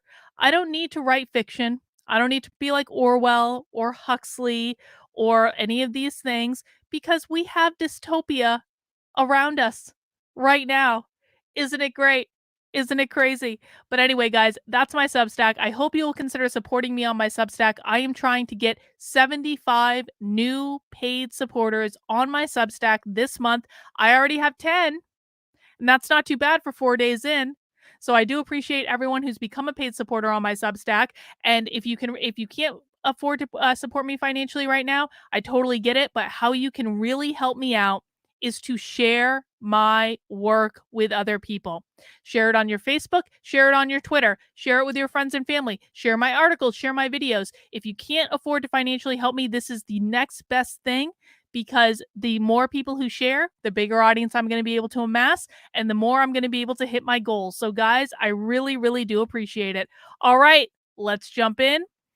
We are doing Charlie Kirk debating a trans Marxist. Let's get this party started.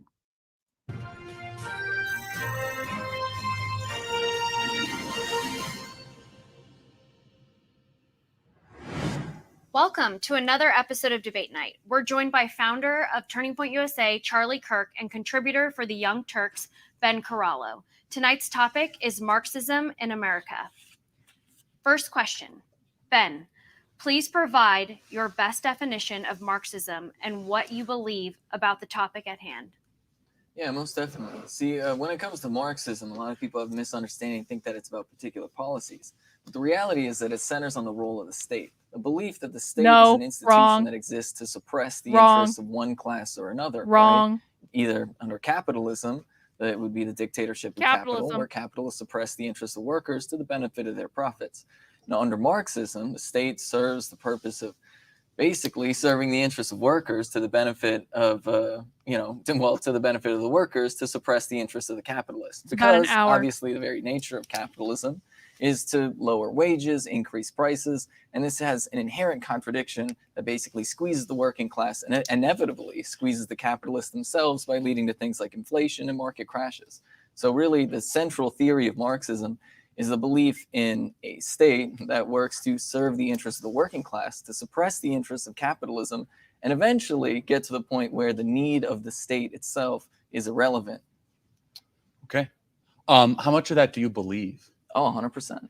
All of it. So you're just like a full-fledged Marxist. 100%. So everything Marx wrote? I mean, not necessarily every single word. Well, just so I can understand, just so we can make this constructive. Like, just tell me your political philosophy when it comes to Marxism. Well, I think that really is my philosophy, and we really have to look at, like, not necessarily Marx, who's the theoretician, right? Not even necessarily Engels. We also have to look at the practitioners of Marxism, right? So those people being like, obviously, Lenin, Mao, today. Oh, you're a big fan of Mao? Mao's a pretty interesting character. How many people did he murder? How many people did he murder? I mean, how many people do you think he murdered? How many people did George 45 Bush million, murder? more or less. And what are you getting that number from? How about the Chinese people themselves? Rough calculations of international organizations, mass graves. What do you mean, the Victims of Communism Fund that literally puts out Nazi propaganda on a regular basis? I'm sorry, wait. The Victims of Communism Fund is a what group? Puts out Nazi propaganda. They literally have a statue. I mean, you have to be joking, right? You realize in the USSR, they list Nazi war deaths as victims of communism. Hold on a second. You're pro-Lenin too? Yeah, I mean, Lenin did a lot of really great things for the USSR. They literally brought what was a feudal peasant society to be a major world superpower. How about the Ukrainian famine? How was that? What about the So I'm going to tell you the mistake that Charlie Kirk is making right now.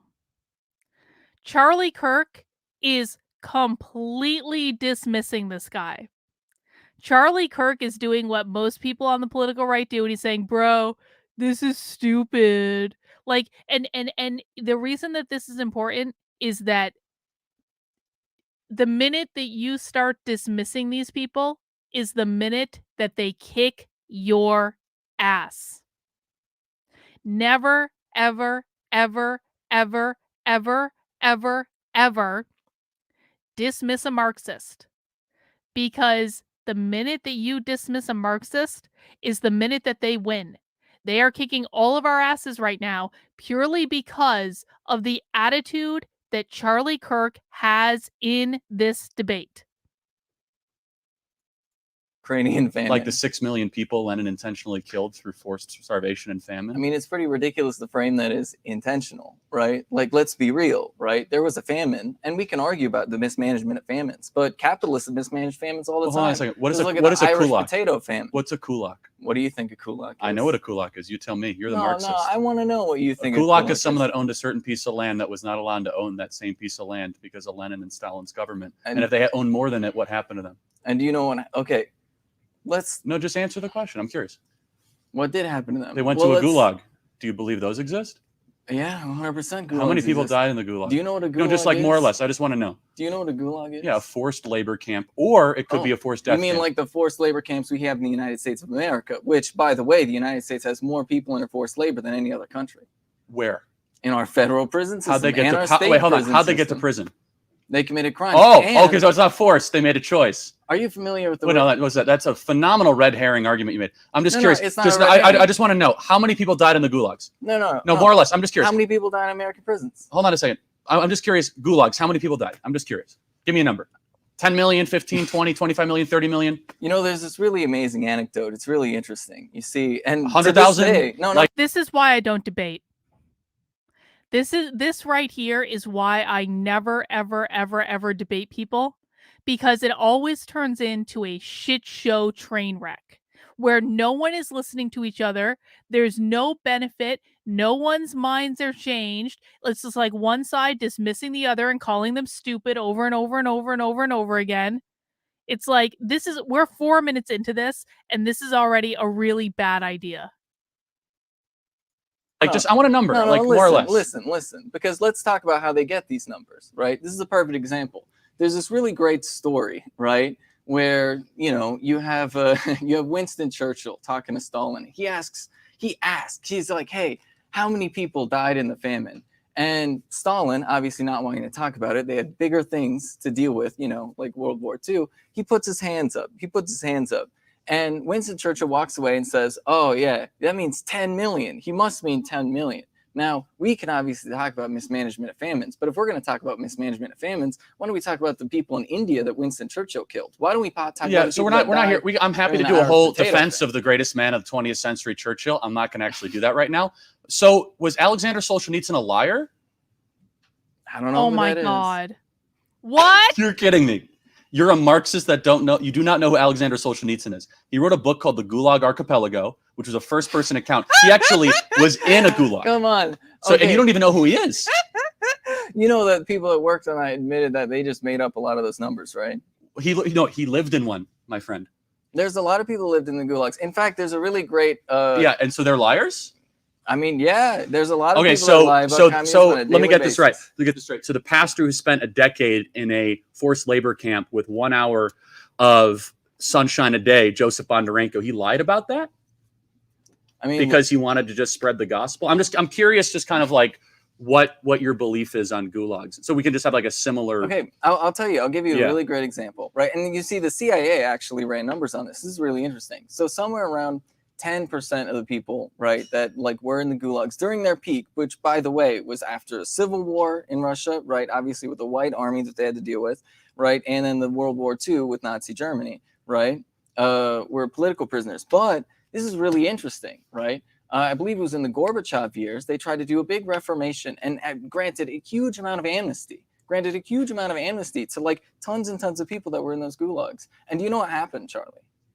Do you know what happened after that? This is something that the CIA documents literally. You mean after the on. liberalization of the USSR? No. What happened? What happened to the people that were let out of those gulags? They wrote books like the Gulag Archipelago that brought down the most of USSR. Most of them actually ended up right back in those same gulags because this is, to be very, very clear, that's their normal prison system. That is the normal prison system that they had. Just to be clear, because who do you think set up the gulags? So you're trying to tell me that the people that were put in the prisons were not political prisoners? No. So what happened to the Mensheviks? Most of the people. What the forced imprisonment of the Mensheviks? So tell me how did Trotsky die? What do you mean? Who killed Trotsky? What is with this kid's laugh? No, tell me. What, like, this laugh is so distracting. Like, what the fuck is even going on right now? I knew going into this debate that there was not going to be like a highly intellectual conversation. I get that. I just have no idea what's even going on.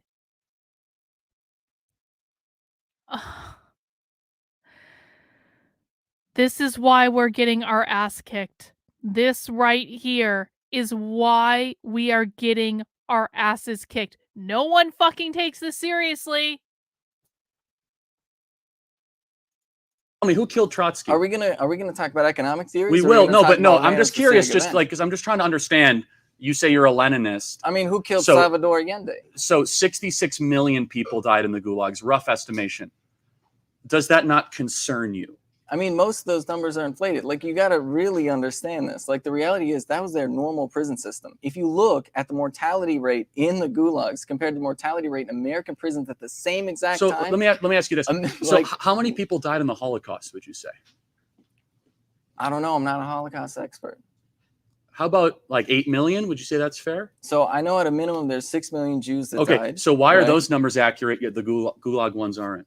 Well, it's very interesting that you bring that up, because the truth of the matter is, if you look at the people, right, if you look at the like denazification of Western Europe, what you end up having is you have a lot of people, like, for example, right, like Nazi government officials that get put in charge of West Germany, right? Then you have Nazi officials that get put in charge of institutions like NATO, and then you have a lot of these Nazis that quite literally set up institutions, right? Like put out information. What are you put out talking information? About? Like name one person. Look at the first commander of NATO. Literally, look at the first NATO commander. Literally, they literally brought in people from Nazi Germany. Literally, are we going to pretend that Operation Paperclip is not a thing that the United States did? Operation Paperclip was in conjunction with Operation Mockingbird, which was a CIA propaganda campaign, which I don't quite answer the question of the accuracy of gulags. Anyway, that's a little bit of futile. I'm just trying to understand, though, like maybe we're just on different planets here, quite honestly, because I've actually met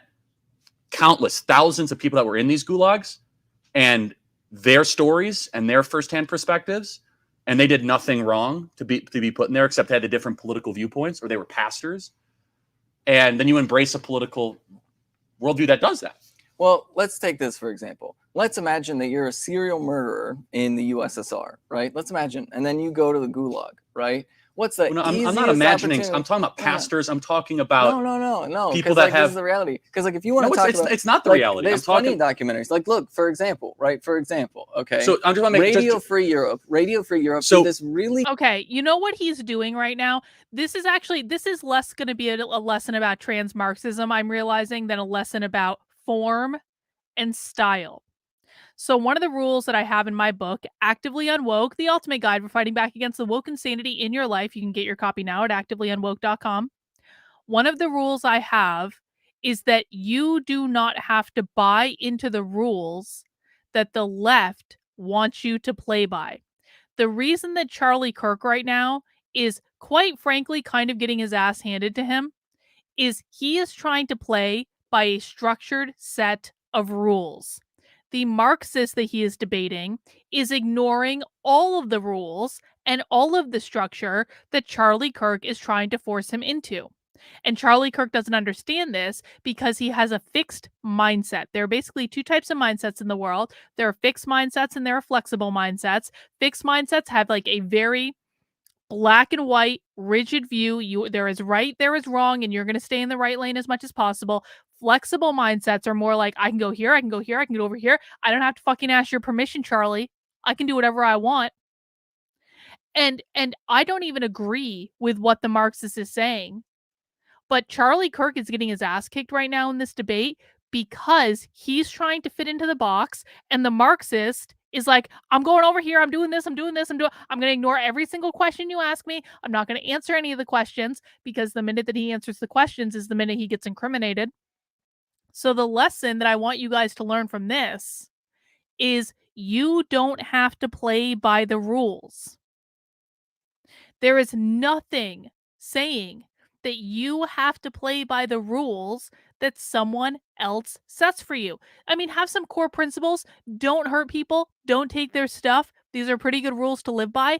But beyond that, you do not have to play by the rules that someone else wants you to play by. This debate took place about 8 months ago. So it's relatively recent, but not like in the last couple months, relatively recent. great interview session where they literally went to people that were in these gulags, and it was so funny because when Radio Free Europe puts out this video about, oh, these people who used to live in the gulags, they asked them, oh, what do you think about Stalin? And they basically said, because remember, right, you remember that the USSR was invaded by the Nazis, right? And you also remember and then that they deterred the invasion. You but also what happened remember before that the USSR they wiped out. had They almost a wiped civil war, out all right? of Ukraine. You also realize wait, they hold had on. a civil war. The civil right? war was between the Bolsheviks and the Mensheviks because they couldn't determine what blend of communism they wanted. Okay. After they overthrew the Romanov dynasty, right? But you also had the White Army. Do you know what the White Army is? I'm very familiar with the White Army. You know the royalists, the people that were trying to. Yes, of course. But okay. I'm like, just so we'll close so on if this you have topic. A civil war, but are you going to? I just want to reinforce for the audience here, if they start a civil war in your country. You I know the United States doesn't like to jail insurrectionists. Remarkably, that's what they did in the U.S. Just made an argument that was pro Gulag, and yeah, they had a prison system. That's it kind of does explain some of your other views because we're just living on different planets, like Team Reality, Team Narnia. So how is our prison system better? Wait, hold on a second. For example, you got a lawyer. We have an independent judiciary. You have a jury of your peers. You know what a show trial is? What is a show trial? Judiciary. Hold on, what's a show trial? What's a show trial? Yeah. I don't know. Ask Steven Donziger. Who was General Tukhachevsky that Stalin took up? Steven Donziger. You think the United States doesn't do show trials? Look at Guantanamo. What are those? Hold on a second. What you're trying to do is indict the entire Western legal tradition and conflate it with. God damn! This is what I have been telling you guys for 6 months of Socialism Saturday. Never, ever, ever, ever dismiss these people. I cannot believe this is playing out right before our very eyes. Charlie Kirk was overly confident. He's not. He is trying to fit this guy in a box. He is trying to force this guy to stay within the lines. This guy's saying, "Fuck you, Charlie. I'm going to do what I want." And Charlie Kirk does not know how to handle this. He doesn't. He's flipping. He's screwing up. He's tripping over his words. He's not making any sort of argument. He's just asking questions as though the answer is already obvious to the audience when it's not obvious to the audience at all. The minute that you dismiss social, and it's probably because Charlie Kirk is like, this guy's mentally ill. He's mentally ill. All socialists are mentally ill. This is what happens when you guys run around calling people you politically disagree with mentally ill for years on end. You start dismissing them, and then you don't take them seriously, and then they swoop in and kick your ass, and you don't see it coming.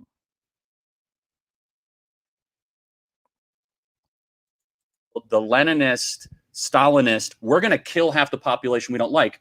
Look, no, what you're trying to do is you're trying to take a country that had to deal with a civil war, that had to deal with an invasion, and compare that to the United States today. I'll close with this. You are defending genocide, which is quite honestly a remarkable thing to see in real time. Stop right here, you are defending genocide of Joseph Stalin and Vladimir Lenin, the intentional destruction and killing of 65 million people. This is what I'm talking about. And no, there's no middle ground in genocide. That's your opinion. Moving on. Has there ever been a successful example of Marxist theory in action where the workers are truly empowered? Yeah, 100%, most definitely. Like, so first and foremost, we have obviously the brave Vietnam soldiers that defended themselves. The Viet Cong? Defended themselves against the invading American army, which was basically there to punish them for daring to free themselves from French colonial rule. Wait, so hold on. How did that work out?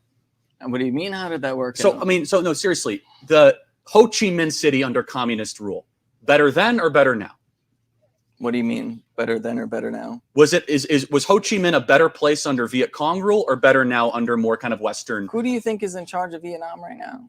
I mean, it's a generally much freer country than it was 50, 60 years ago. Oh, that's weird. When did the Communist Party lose power in Vietnam? Well, hold on. They've industrialized their country. They've opened themselves up to international trade. They actually have fair and free elections. Like, I'm not going to say Vietnam's a perfect country, but post-Viet Cong rule, their standard of living has increased. So you think infant mortality has gone down? You think maybe perhaps Agent Orange had something to do with some of the struggles he had? They think that maybe the sanctions from the United States of America cutting off supplies to food maybe had something to do with it. Okay, got it. So America's always the villain. So besides the Viet Cong, which is a new one, I'll be honest, where else has communism worked? China. Look at China. Okay, what about China works with? Aside from the fact that China's the strongest economy in the world right now, there's obviously the fact that average wages in China have tripled over the past decade. So before we go any further, do you really want to defend the Chinese Communist Party against me? Sure. Okay, got it. So Uyghur Muslims, how do you feel about? The Marxist is correct in that China is the strongest economy in the world. China is the most powerful country in the world currently, I think. People might disagree with me on that. I think that China is absolutely more powerful than us. About them? So you're pro-concentration camp? No, not pro-concentration. Okay, so where are the Uyghur Muslims right now? Do you know what the East Turkmenistan movement is? Don't change topic. I'm not. This is the same topic. Uyghur Muslims. You don't know that the East Turkmenistan movement was labeled by the United States of America as a terrorist organization. Oh, got it. Okay, so pro-concentration inside camp. of China. Got it. What about the one-child policy for 40 years? No. We need to stop right here because first and foremost, you pushed earlier the double genocide theory, which, by the way, Holocaust scholars have very explicitly. You are pro-genocide, but anyway. No. Stop right here. Saying no doesn't make it right. The double genocide theory is literally Nazi propaganda. The whole idea was to say that the obvious, mismanagement of a famine, they're trying to equate that to the invasion and the mass murder committed by the Nazis. They're literally Nazis that intentionally push that theory. Why do you think that Israel, to this very day, actually has tensions with specific people in Ukraine who are pushing that double genocide theory? Because the truth is, a famine and the mismanagement of resources. I'm talking about, in addition, mass graves, gulags, and all that. But let's talk about the CCP. Genocide. So let's talk about the CCP. So you're cool with the one-child policy? It doesn't matter what I'm cool with. The reality is no. That was a policy to CCP for years, where they would murder another child if you had more than one kid. Look, what we need to understand is that China is a democracy, and they are going to make laws based off of their individual material conditions. How are they a democracy? Exactly? Are you kidding me? Aside from the fact that the central government has a 95% approval rating, which, by the way, before you're like, oh, but have you been to China? No. No, of course. Oh, so you must be a subject matter expert. I'm not. Yeah, so it's interesting. So they're a democracy. Do they have senators or congressmen What does it in take? China? Well, there's about 1,000 members of their National People's Congress, and then obviously they have a system of local people's And Congress. so you don't think those elections no, are rigged? I'm going to test you. I'm going to test you. What does it take to get on the ballot in China? What is it? A lot of money, power, and influence, and killing the right people. Oh, that's weird, because it's actually illegal to spend money on campaigning in China. There's actually a very specific answer to this. you think that a dissident Chinese person could run up against Xi Jinping right now? So let me ask you a question. How do you think? You're pro CCP. So you think it's okay? How do you think elections work? How do you think elections work in China? How do you? It's very simple. You're born into the right family. You have connections to the right people. You can't answer. What's Xi Jinping's lineage? What does it take to get on the ballot in China? You have to have the right You don't know connections. the answer. Yes, I do. No, I do know. You can't just all of a sudden pop up. Have you read the law? Have you read their law? Happened to Tank? Why is Charlie Kirk losing right now? Pop quiz for the chat. Why is Charlie Kirk losing right now? I want to see if you guys just saw the same thing I did.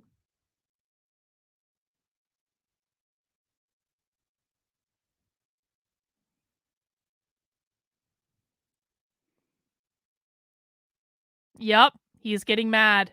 Charlie Kirk is getting mad. Why is Charlie Kirk getting mad? Because the Marxist keeps flouting his fucking rules. Charlie Kirk is getting mad because he wants to put the Marxists in a box and say, follow these rules, answer my questions, just answer my questions. And then the guy's like, no, Charlie, I'm going to do whatever I want. This is why the right loses over and over and over. And Charlie's like, why are you following the rules? This is until conservatives figure out how to have a more flexible, creative mindset, they are going to keep losing every single effing time. Charlie is absolutely losing, Diane. He is 1,000% losing. And I'll tell you what, the only people who think that Charlie Kirk is not losing this debate at this point right now are people that are tribalist shills who will always side with the political right on everything out of pure principle. If you don't want to learn from this, like, you are going to lose. I just don't know how much more clear it can be. Either learn from this or you lose. So we have actually read through. No. You think the law actually applies? Chat. Okay. So what happened to the Tiananmen Square? Listen, this is the answer. What happened to Tiananmen Square? Charlie Kirk doesn't know because he has no idea how to. What happened to Tiananmen Square? You need to get how about 10 Tibet? Signatures to get on the ballot in China. That's it. 10 signatures. How many people does it take to start a recall in China? How many temples did they destroy in Tibet? How many? So you think you could recall Xi Jinping? How many people do you think it takes to you get understand? A recall? I have to be honest.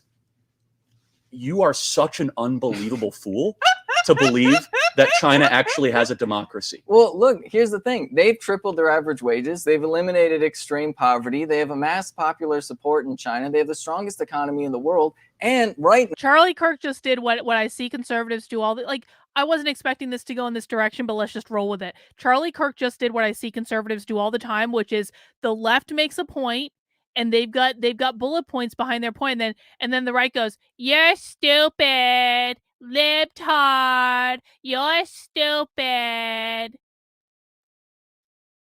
Like, that's what Charlie Kirk literally just did. That Charlie Kirk was like, "You're a fool," and the Marxist is like, "Okay, bullet point, bullet point, bullet point, bullet point, bullet point, bullet point, bullet point." The right doesn't fucking want to win, man. It's so depressing. It is so depressing. Now they are. How many people live in abject poverty in Western China? More people than the population. Why argue with communists? Hang on.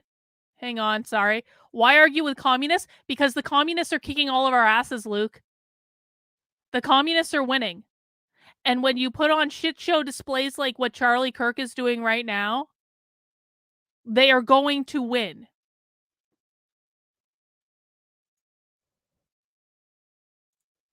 Of America do not have access to clean water or toilets, and that's your idea of lifting people out of poverty. Let me ask you this question. 26 million people forcibly locked down in Shanghai. Cats are being put into entire bags and murdered. If you have COVID, that's your idea of a good society? 26 million people being forcibly locked down in China? How many people are permanently disabled because of COVID in the United States? How many people died in I don't the know. United Ask States? the country that designed the virus, How many- your favorite country, You the think they designed the CCP. virus? Where did it come from? What do you mean, where did it come from? Like, you Where did the virus come from? So you're peddling conspiracy theories. Look, I what country did it come from? I have a master's degree in biosecurity and biodefense. Please. Please. There will never be a civil war. And do you know why there will never be a civil war? Because conservatives are too fucking lazy to leave their house. You want me to believe there's going to be a civil war? I remember 2020, Luke. I remember conservatives refusing to leave their house wearing a red hat because they were afraid that their car was going to get keyed if they wore a red hat. Don't tell me there's going to be a civil war when conservatives refuse to leave their house to go to a rally. Don't tell me there's going to be a civil war when conservatives refuse to share things on the internet. Don't tell me there's going to be a civil war when conservatives refuse to do anything productive. And I don't give a fuck that the conservatives have guns, because they aren't going to leave their house. They are never going to use their guns. If you fools think that conservatives are ever going to fight a civil war, then you have not been paying attention. Who allowed 2 years worth of lockdowns? Guess what? That was conservatives. Who allowed the entire economy to be shut down? That was conservatives. Don't ever tell me that, Civil War, 1776. They're not going to do anything. They never do anything. There have been people begging and pleading with the political right for years. Okay, Mark, give me one example. Give me one example of conservatives doing anything. You can't do it. The only thing that conservatives will do is go to a Trump rally, and that's it. Conservatives don't even go out and vote. They don't go out and vote. So do it. Instead of saying, "Yeah, I can give you an example, Colin. You're hurting my feels. I can give you an example." Do it. Right now, in the chat, right now. We're waiting. No, conservatives are taking over the board. Oh, please, Mark. Oh, please. If conservatives were smart, they would know that school boards don't have any control over curriculum. So conservatives aren't actually accomplishing anything when they take over boards of education. Where is that happening? Do you even know the difference between the Board of Education and the school board, Mark? Do you know the difference at all? No, you don't. You want to tell me that conservatives are in control of the public schools? Mark, do you want to go and read the article I just put up today on my Substack, where in the state of Michigan, they're training teachers to not tell parents what pronouns the kids are using in schools? Please. Please. Thank you. Yeah, but Mark, do you know why that's not going to work? Because school choice is not going to fix the public schools. And if you idiots had been listening to me at all for the last 2 years, I've explained 15 ways from Sunday why school choice will never fix the public schools, because the teacher pool is the problem. It is being corrupted in the colleges of education. So it doesn't matter what school you send your kids to. It does not matter. It does not matter at all. You can send your kids to the public school in your town. You can send your kids to the public school down the street. It doesn't fucking matter, because the teaching pool is the same. School choice is going to fix nothing. Okay, so Mark is a raging moron, is what we've learned. Thank you, Mark, for proving my point spectacularly. The conservatives don't know what they're talking about. They don't know how to fight the woke left. They don't know what's going on in the schools, even though people like me have been trying to show you what's going on for the past 3 fucking years. You don't listen when people try to explain things. You just say, you're dumb, libtard, you're dumb, Civil War, 1776, Civil War, 1776. That's all you do, but you don't leave your house and actually do anything. You don't educate yourself about what is going on. You don't look at how these systems actually work. You say, Civil War. You're going to lose, and you're going to lose badly. And it's going to be 100% your fault because you didn't listen. Let's keep watching Charlie Kirk getting his ass kicked. You must be so smart. Where did the country come from? Where did it come from? Here's the thing, Charlie. Listen up. Did you know that there were American scientists working in that lab? Oh, what's the name of the lab? In the Wuhan lab. So it came from China. It came from China, yeah. Oh, so it's the Chinese virus. No, it's not the Chinese virus. What country did it come from then? How many strains of coronavirus are there? Like, how many types of coronavirus are there? There's plenty. There's Omicron, there's COVID-19, there's the original strain, but it was originally developed. No. See, you've listed 3. Has the New Hampshire GOP fixed the anti-CRT bill? Luke, remind me. Is the New Hampshire GOP even enforcing the anti-CRT bill? The answer is no, they're not enforcing the anti-CRT bill. You know how I know that? Because the Exeter Regional Cooperative School District in New Hampshire quite literally has on the homepage of their website that they are breaking the state law. It has been reported to the state on multiple occasions, and the state refuses to investigate it. And that is under Chris Sununu, and that is under the Department of Education. This is under the same fucking Republican leadership that ushered in school choice. So no, they aren't. They aren't at all in any way. Well, Tim Pool blocked me on Twitter, and I strongly doubt I'm ever going to be invited on that show, and I probably wouldn't go on the show anyway because I don't want to be called fat and ugly for 3 hours on the internet while having no one actually listen to the points I'm making, but people are welcome to come here and listen to me here. The reality is there's different types of coronaviruses that exist in the world that aren't developed anywhere. Like cats have their own coronaviruses. Of course, but which one was developed in the lab in China? Dogs have their own coronaviruses. There's no, you think that the American scientists that were working in that same lab right next to those Chinese scientists, you think that they were secretly malicious actors? No. So you're putting words in my mouth. Hold on. Did it come from a lab or not? Or did it come from a Himalayan bat lab? Of course it didn't come from a lab. Oh, you think it didn't come from a lab? Well, that didn't make I live in the real world. I live in the real world. Okay, I live in the real world. You understand that every single person worth their salt looks at the strain and they understand that this was bioengineered in lab. Fauci himself agrees to that. What do you think would tell me? Because apparently you're the biologist all you here, want, right? Luke, but they're not doing Well, I do know what a man and a woman is. Do you? Tell me the difference. Tell me the difference. I have given up on politics in New Hampshire entirely because the state reps are not doing what is required to fix the schools. They're not. They're not even making sure that the laws on the books are being enforced. They didn't even fucking show up to vote. The Democrats got a bill through to, I think, repeal the school choice shit because the Republicans didn't even bother to show up to vote.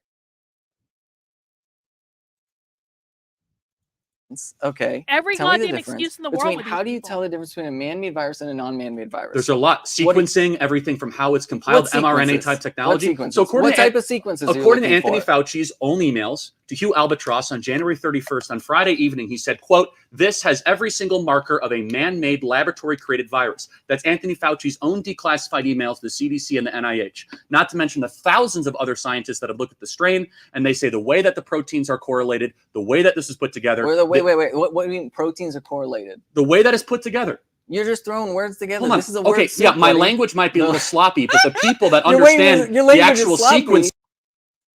School choice is never going to fix the public schools. I have an article on my Substack that details this explicitly. The only thing that school choice is good for is getting parents to look at the schools critically. That's it. School choice will never fix the public schools because school choice will never fix the teaching pool. It will take 2 generations with a lot of luck. 2 generations is a really optimistic estimate. 2 generations at least to fix the teaching pool. And that's if everything goes perfectly, which of course it's not going to, because the teaching pool is corrupted in the colleges of education. Every single school in the country is hiring from the same teaching pool. So it doesn't matter if your kid goes to school in your town or the next town over or 3 towns over, or they go to boarding school. It doesn't fucking matter. It is all the same teaching pool. It is all the same teaching pool. They are all coming out of the corrupt colleges of education. So there is no fixing the schools. The only thing that school choice does is it forces parents to look critically at the system of education, and it forces them to ask questions. But make no mistake, no matter what happens, unless there is a dramatic revolution in education and the government schools are separated from the government entirely, we just separate the two. No more government funding of education. Unless that happens, these schools are not going to be fixed in our lifetimes. If you have kids today, even if they are 1 day old, the public schools are not going to be fixed in your child's lifetime. In their lifetime. And people are not listening to this. I've been screaming this for 2 years.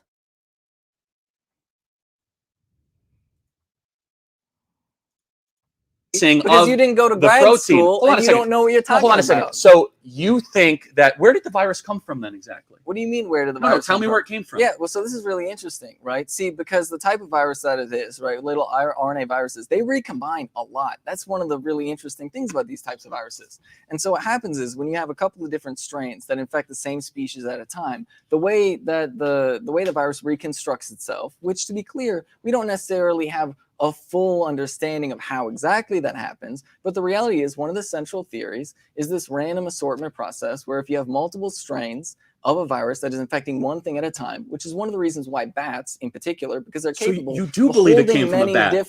Because they're capable Man, I got a serious question. Different strains. I have a question. Are you on CCP payroll? Because I don't think like a sane individual could believe this. I wish. You think I got that kind of money? Oh, he wants to be a CCP agent. You think you think China is funding me? That's so disconnected from reality. I'm just going to be honest. That's so disconnected no from rational reality. person could believe the stream of absolute nonsense that you'd have to be paid for this. Like you're kind of like a walking hologram of insanity. I don't know what to tell you, buddy. But I just hope it's worth it. It sounds more like you're talking into a mirror at this point. No, actually, you're the one that's defending the murderous genocidal CCP and the murderous genocidal Lenin Marxist. Okay, tell me this then. Yeah. What was the biggest genocide that ever happened in world history? The biggest genocide, and it depends how you define a genocide. I would say Stalin's intentional massacre or Mao's intentional massacre, so 65 to 70 million people. That was 70 million? Yep, intentional death. What about the 200 million people that used to live on this continent? Oh, you mean the people that died of natural causes? You think... Holy moly. What 200 million people are you talking about? You're talking indigenous... You think there were 200 million people before we came here? Yeah. All living at once? Yeah. Where on earth do you get that number? What do you mean? From anthropologists. Oh, so you think we killed them all? From anthropologists. Of course we killed them all. So we killed 200 million people intentionally? Yes. You think so. So just to be very clear, right? You're sitting here denying the genocide of indigenous folks. Well, hold on. You know who Teddy Roosevelt is? Oh, you think Teddy Roosevelt's a mass murderer? Yes, Teddy Roosevelt is a mass murderer. What do you think those Rough Riders did? Who do you think they were killing? They won the war in Cuba. What war? What war? The war against the commies in Cuba. You know that wait, Teddy wait, Roosevelt. Wait, hold up. They won war against communists in Cuba. Who's in charge of Cuba right now? Well, the communists. So, so they didn't win the war then? Well, they won a battle. They won a battle. Wait, we've gone from a war to a battle. Well, they won the Spanish. Not living in reality. They won the Spanish-American War. And Okay. So let me ask you a question. But who else did he go to war against? Well, Teddy Roosevelt actually won a Nobel Peace Prize for brokering peace between Russia. I don't care about the Nobel Peace Prize. Yeah, you don't care about much. Honestly, that's real. How are an individual's wants and needs represented best in a Marxist society? Oh, I'll ask the commie. Obviously through their democratic structure. Like the reality is, right, this is the thing, right? Obviously going back to the role of the state to serve the interests of the working class, to suppress the interests of capitalists, which is exactly why people like Charlie Kirk obviously are very unsettled with it, because the reality is that in America, working class people have to worry about the government kicking down their door for doing things like smoking marijuana. But in China, it's not the working class people that have to worry about, you know, the government kicking down their doors. It's corrupt billionaires that have to worry about the government kicking down their doors. Just look, for example, giant tech companies making tons and tons of money in China with very little regulations. Well, what does China do? They put in tighter regulations on these tech companies, and then they take money from these tech billionaires, and then they give it to anti-poverty programs across the more rural parts of China in order to fund schools, food, things like that. Like, for example, China has this really, really great co-op development program, which is really, really great. So they combine ecological I could tell you don't even believe this, by the way. They combine you've got to be acting at this point. Why do you think I'm acting? Because is it because you're acting? No, it's because the reality is so different of the millions of people in China that are literally forcibly held in their homes, the millions in concentration camps, the people that can't even breathe because the air quality is so bad. How about the underground Christians that are murdered in the streets for trying to go to church? So no, continue on your beautiful like co-op in Beijing. Like, yeah, we could grow vegetables in Shanghai, so it's so great. That's kind of the argument, right? Look, what are we talking about? Vegetables in Shanghai. You're assuming that this is Shanghai. Obviously, Shanghai is like a giant urban city, right? The cooperative development, which is really cool, by the way. They're combining ecological restoration with these cooperative development. So, and, you know, with the schools in there, they have a requirement that the schools buy a lot from the local farms, right? 60% of the food, right, that they serve in the schools basically comes from local farms. So if you talk about meeting people's needs, right, the farmers there have a need for economic development, right? So if you buy from the schools, if you buy the food from those farmers, that puts money into their pocket. The Marxist is coming off as so much more likable than Charlie Kirk. I was really hoping Charlie Kirk would get his shit together. I really was, man. And then they literally take that food and give it back to the school kids so that the school kids can have a full belly while they're trying to learn. He is good at talking this to the is the camera. reality, Charlie. I agree. Like, you got to understand, like, if you think China's so dystopian, how come the incarceration rate in the United States is so much higher than China? Well, because we have a rule of law, and they kill dissidents that break the rule of law. Tell me where about all these dead people then? Tell where me all these Fox, they should show up? Tell me about Foxconn. What about Foxconn? What do you know about it? What about, you mean you mean the crony plot that basically bulldozed an entire town in Wisconsin, kicking people out of their homes for a factory that never happened? In China. What about Foxconn? So do you know they have to put up nets to try to prevent people from jumping out of their buildings? So an American company was treating their workers improperly. Hold on a second. You know they took those nets Chinese down, communist, right? A Chinese Communist Party partnership sponsored by Xi Jinping himself and his entire regime. So when you go to China, let me just tell you, you'll drive down the street and you will see dead people laying in the middle of the street. You will see people defecating. You go will to see... China then. Go to China. Take a video. Actually, Bring you know these what? Cameras. Go to China. Take a video with these cameras. I dare you right now. Unlike you, my wife lived in China for 6 months, and she'll show you the videos. She'll show you the images. They don't have a regard for human life. They don't value people as the individual. We're the ones letting people die of coronavirus. Hold on a second. The reality of China is that if you disagree with the government, you disappear, like Jack Ma. Yeah, if you disagree, you disappear. Oh, because that was his only thing. He just disagreed. If you're a dissident group, like the Uyghur Muslims, you get put in re-education camps where we have drone footage of people that are forced to eat pork against their religious conscience. Are you talking about the East Turkmenistan movement? No, I'm talking about the Uyghur Muslims that you're trying to spin in some sort of weird way. We can't even look. So what do they do to Tibet, though? No. So the Associated Press actually went to Xinjiang, right? Which, by the way, anybody can go to Xinjiang if you want. You know, I'm not allowed into China, right? Right. Okay, sure. No, I'm not. Right? Then if I go to China, I get arrested. Great society. Okay, cool. Then somebody else go, because people did. Oh, somebody from the it's a wonderful Associated place, Press. Somebody but Westerners aren't allowed. Look, if you. You can. How come the Associated Press went to Xinjiang and asked they want the right journalists to go, but if someone like me were to show up in China... You think that the Associated... Do you guys know, fun fact, before the pandemic, I got invited. This is back in the day when, like, before I was, like, public on the internet and I was doing organizational psychology keynotes full-time, I got invited to do a whole speaking tour in China. That's real. They were gonna fly me over. I was gonna go into like Beijing and Shanghai. I was really excited about it, and then the pandemic happened, and they kept trying to push it back, and I was like, "This isn't a good idea." I was really upset though. I wanted to go to China. I wanted to be ushered all around on a speaking tour. But it probably, in retrospect, it probably wasn't the best idea. Anyway, let's keep going. Press is out there carrying water for China. Hold on a second. The Associated Press also wrote in other articles that these were quasi-concentration camps. Yeah. So like, concentration camps. Like, this great. Is the thing. The Associated Press fundamentally is like this right-wing bias, right? Like that's just ultimately the reality of the Associated Press, because like who are that Western journalists? Where do Western journalists get money? Is it maybe through capitalist institutions that have like their own? How does NPR get their money? Things, right? Oh, that's right. Stephen lives in China. So let's think about this for a second. Right? So Associated Press actually goes and they write an article and they talk about it, because the reality is if we want to live in the real world, we can have a conversation about whether or not China was going too heavy-handed in dealing with the East Turkmenistan movement, which is a terrorist movement. But a lot of Uyghur Muslims, even in Xinjiang, are happy that now they can finally drink alcohol without having to worry about bombing attacks and stabbing attacks. Now we can have a conversation about whether or not they were too heavy-handed, about whether or not they're racially profiling. The propaganda is insane. The reality is, let's have a conversation about concentration camps. Like, maybe we shouldn't be forcing them to eat pork against their religious conscience. Murdering a lot of them is probably wrong. There's really not a conversation to be had. Like, you're defending concentration camps. I think they're wrong. If there's a major terrorist movement in the United States, how do you think we should respond to that? A major terrorist move. Well, I can tell you exactly how it happens. Like when the Boston bombers tried to bomb in Boston, they get due process. That's an individual bombing. Okay. Yeah. So when ISIS pops up, they still get, if they're American citizens, they get due process rights. How do you think? Really? The American citizens get due process rights. Tell that to all the Americans that we drone striked in the Middle East. Hold on a second. No, wait. You mean Americans on American soil? I mean, there is something to be said for the fact that the January 6 defendants didn't really get due process rights. There's still a lot of January 6 people in jail that have not received due process rights.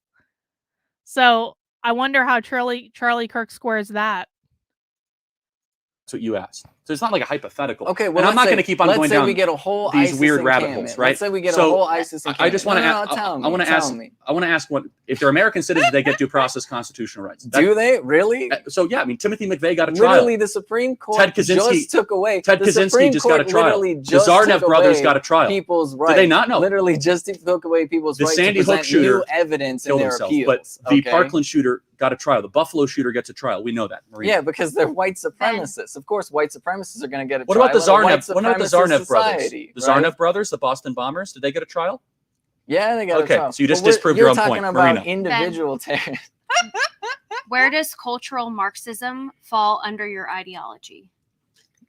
Cultural Marxism is literally a Nazi conspiracy theory. Like literally, the Nazis in Nazi Germany invented the phrase cultural Marxism. The fact that you're asking me about it is pretty telling to who you are. Oh, you think I'm a Nazi? Most definitely. I mean, at this point, like you've made it pretty clear. Why am I a Nazi? That's your retort. That's your fucking Charlie Kirk. God damn it. Charlie Kirk gets lobbed a softball. Cultural Marxism is a Nazi conspiracy theory. And Charlie Kirk's best debate rebuttal is, you think I'm a Nazi? Yes. Yes, Charlie. He thinks you're a Nazi. Yes. You're asking me questions about cultural Marxism. That's literally like, so in case you don't know, let me ask you, who's Antonio Gramsci? Okay. Gramsci. Antonio Gramsci. Who is he? Why are you bringing Gramsci into this? No, but just tell me who he is. The Italian socialist. Yeah. So what phrase did he coin? I don't know. You tell me. Cultural Marxism. Oh, okay. Was he a Nazi? Okay. No, Antonio. Oh, so maybe it didn't come from the Nazis. Okay. Literally. Look, so why would you say something so false when Gramsci himself came up with the phrase? Do you know what the conspiracy theory is around cultural Marxism? And why it got so popular in Germany in the 1930s? So let's go back to Gramsci. What did he write about cultural Marxism? I don't know. Letters I'm not from prison. familiar with all of his you're not writings. familiar because you just keep on spouting out these things that call people Nazis, which is super unhelpful and not true. And so, Antonio Gramsci from prison said that Marxists must adopt a cultural framework alongside an economic framework in order to get the means of what they want to get done. That's not a conspiracy theory. Just read his book. Okay, but that's different than the phrase cultural Marxism. How is it which different? Is used. What do you mean? How is it? It's exactly the same thing. No, it's not exactly the same thing. So what happened is in Nazi Germany, they spread this theory called cultural Marxism. They literally had this theory that Jewish people were secretly like bringing Marxist theory into the mainstream, and literally that's like, not at all what anybody on the right talks about. Are you kidding me? What about the guy who literally just murdered a bunch of people talking about great replacement theory? Oh, you think you're he's telling on, me that Tucker Carlson doesn't talk about that on a regular basis? Hold on a second. So first of all, the Buffalo shooter is disgusting and it's awful. And he was more of like a weird leftist than anything on the right. If you actually read what he wrote, he called himself a left-wing authoritarian, which sounds more like you, by the way, than me. Look, let me finish talking. The Nazis pretended to be on the left too, buddy. Secondly, what is cultural Marxism? Cultural Marxism is developing a cultural framework of deconstructionism or postmodernism to try to break ourselves from the shackles of the Western tradition so that we can embrace the nonsensical economic ideas that you believe in. That's not a conspiracy theory, it's reality. And it was written by Gramsci himself. And if you're not familiar with those writings, well, then you're not really equipped to talk about cultural Marxism. You just keep on like, conspiracy theory. Like, yeah, actually, you're wrong. Like, go to the roots. Sure, buddy. Sure. Is that your response? Sure. It's better than your response, Thank Charlie. you, Ben. Thank you, Charlie. Jesus How do people Christ. in a Marxist society overcome oppression? Yeah, well... They leave. Okay, sure. So why don't you live in a Marxist country? I'm just curious. Why don't I live in a Marxist country? Well, I mean, aside from the fact that I was born here and I would like the United States to be a better place, the reality is, like, when it comes to overcoming oppression, I mean, just look at, once again, Vietnam, right? Vietnam invaded by the United States. Is that not oppression? Or what about North Korea, for example? In North Korea, we killed 1 out of every 5 people in their entire country. Is not the very minimum of evicting colonizers and evicting imperialist armies. Hold on a second. Why did we invade Korea? Why did we invade Korea? I'm asking you. No, you tell me. Because the truth of the matter is their economy, like, so first and foremost. That was fucking beautiful. That was, oh God, I'm cheering for the Marxists now because Charlie Kirk sucks so bad. Charlie Kirk said, why do we invade Korea? Well, you tell me. Like, this guy is so fucking good. He will never, this guy will never, this is what you guys need to learn from this. He will never answer Charlie Kirk's question. He will just turn it around on him. No, Charlie, I don't want to answer your question. You can answer your own question. I don't play by your rules, Charlie.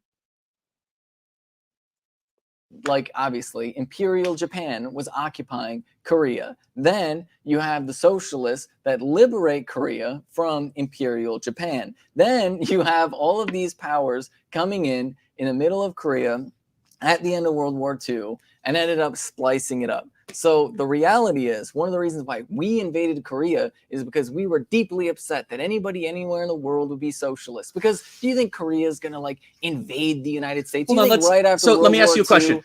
Well then, Luke, then why is he winning? This Marxist is a 13-year-old. This 13-year-old Marxist is kicking Charlie Kirk's ass. Again, you guys like to dismiss these people. Not all of you in the chat. Some of you listen to me and you don't dismiss them. But to say that he's just a 13-year-old, like, he's kicking Charlie Kirk's ass. Like, handily. It's not even a contest anymore. We're about to invade. Where is it a better place to live? Seoul, South Korea, or Pyongyang, North Korea? I don't know. It depends on who you are.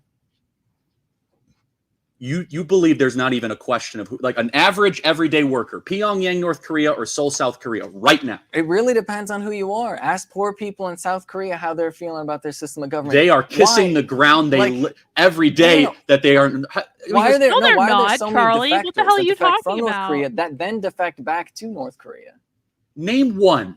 What do you mean? I'm not going to list them off by name. Name one. Well, you can just Google it. Oh, you can Google it. Have you ever heard of Yemeni Park? Yeah. What about her? What about her? Do you want to know? Yeah, the young lady whose father was murdered. She was sold into sex slavery, barely escaped to China, came to America to tell us what's really going on in North Korea. Okay, buddy. Like, why is she doing conferences with like the Heritage Foundation? These because she'll go to anyone that will listen to her firsthand perspective. So okay, hold on a second. Or maybe perhaps North Korea is Hear me out. Did you know that there's like a whole game show in South Korea where they bring on defectors and they're incentivized, right? The more like over the top their story is, right? the more they get paid, right? And the more they keep getting brought on these shows. So the reality is, nobody's going to say that North Korea is a perfect place to live. Nobody's going to say that, right? Nobody's going to say that there aren't terrible things. It is But hell. the reality is, there's explicit financial incentives for people to inflate stories about let me give you Korea. an example that isn't a financial incentive. Okay, sure. You look from space at night on South Korea and North Korea. North Korea is dark, and South Korea has lights all over. Do you think that has anything to do with the sanctions that the United States has on North Korea? It's North Korea that has imposed a lot of sanctions on the West as well. They developed nuclear technology against us. Sure. North Korea could make some choices against us immediately. Who are their major economic trade partners? Do you think China, Iran. Okay, two. You've named two. Yeah, China and Iran. That's about it. No one else really tried. Who's They're the a pariah United state. States got? Why? Why is North Korea a pariah state? Because they murder their own citizens and re-educate them? Or maybe because the United States because they have gulags all across North Korea? Maybe it's because the United States has gone out of its way to make sure that every country that we deal with isn't allowed to trade with North Korea. Let's finish the point. You think so maybe that has an impact on their economic development? Intervention in Korea helped create South Korea and make sure that the entire Korean peninsula wasn't going to become all of North Korea. What happened in South Korea in the 90s? How did they treat disabled people? Because here's the thing. Let me finish. They literally, you want to talk about concentration camps. Let me finish. South Korea was putting people in concentration camps. They were putting disabled people, patently ridiculous. Homeless people. Let me people. finish. Thanks to America's intervention, 100 million South Koreans right now live in a free democratic society. Absent America's intervention, their society's not democratic. They would be all like North Korea, which they are poorer, they are unhappier, they have no freedom. Do you support? They have no freedom. I do support what about freedom of speech? Do you support the freedom of speech? They have freedom of speech in Pyongyang. Do they have freedom of speech? Hang on. What would I do if I was in Kirk's shoes? I wouldn't have debated in the first place. There is absolutely no winning a debate with these people. You change no one's mind. I think that the best thing you can do is do what I do, which is, watch their stuff and pick it apart without anyone coming in and trying to throw me off or change the subject or deflect or any of these things. I look at receipts. I look at primary source documents. I explain to people what they mean. I show people where it shows up. I think that is the best thing we can do. I think engaging in a public debate with these people it's spectacle. That's all it is. Nothing ever gets accomplished. No one's mind ever gets changed.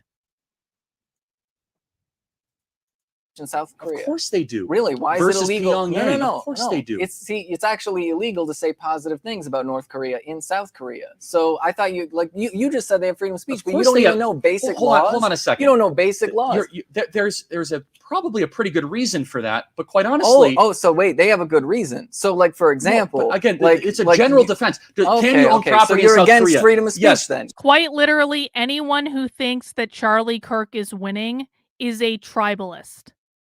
If you are watching this and you think that Charlie Kirk is winning this, you are a tribalist who will never look at your own side honestly. And that's going to be a problem. You are going to lose when you don't look at your own side honestly. Normal people are going to watch this and think that Charlie Kirk looks unhinged and angry and is not answering any questions and is not handling the debate well, whereas the Marxist, who's actually the more unreasonable of the two, is being calm and he's giving details and he's giving bullet points and he's not engaging in the bullshit. Anyone who thinks that Charlie Kirk is winning this is a tribalist. Nothing more. You're against freedom of speech. Can you start new companies like Hyundai and Samsung? Yes. Can you empower entrepreneurs? Do you have the rule of law? Yes. All of that in South Korea. In North Korea, you can't own property. You can't say anything good, bad, or indifferent. You are silenced by force in North Korea. And how come they have a lower incarceration rate than we do? Who, in North Korea? Yeah. Oh, you trust the North Korean numbers. Everybody's we're not talking about the North Korean numbers. The whole if you look at, country is incarcerated. You look Everybody at the CIA's is. numbers about North Korea. Everybody in North Korea is incarcerated so you're just making by living up platitudes. there. Like, no, it's not. The whole country's an open air prison state. Okay, sure, Next buddy. question. Hang on. It doesn't matter if he'll win you over because you're a tribalist. It doesn't matter if he'll win you over. It makes no difference if he'll win you over. I don't know why conservatives can't look at the bigger picture and understand it is about more than just their personal feelings. Your individual feelings in this don't matter. It is how The people in the middle, the people who are not awake, are going to view this.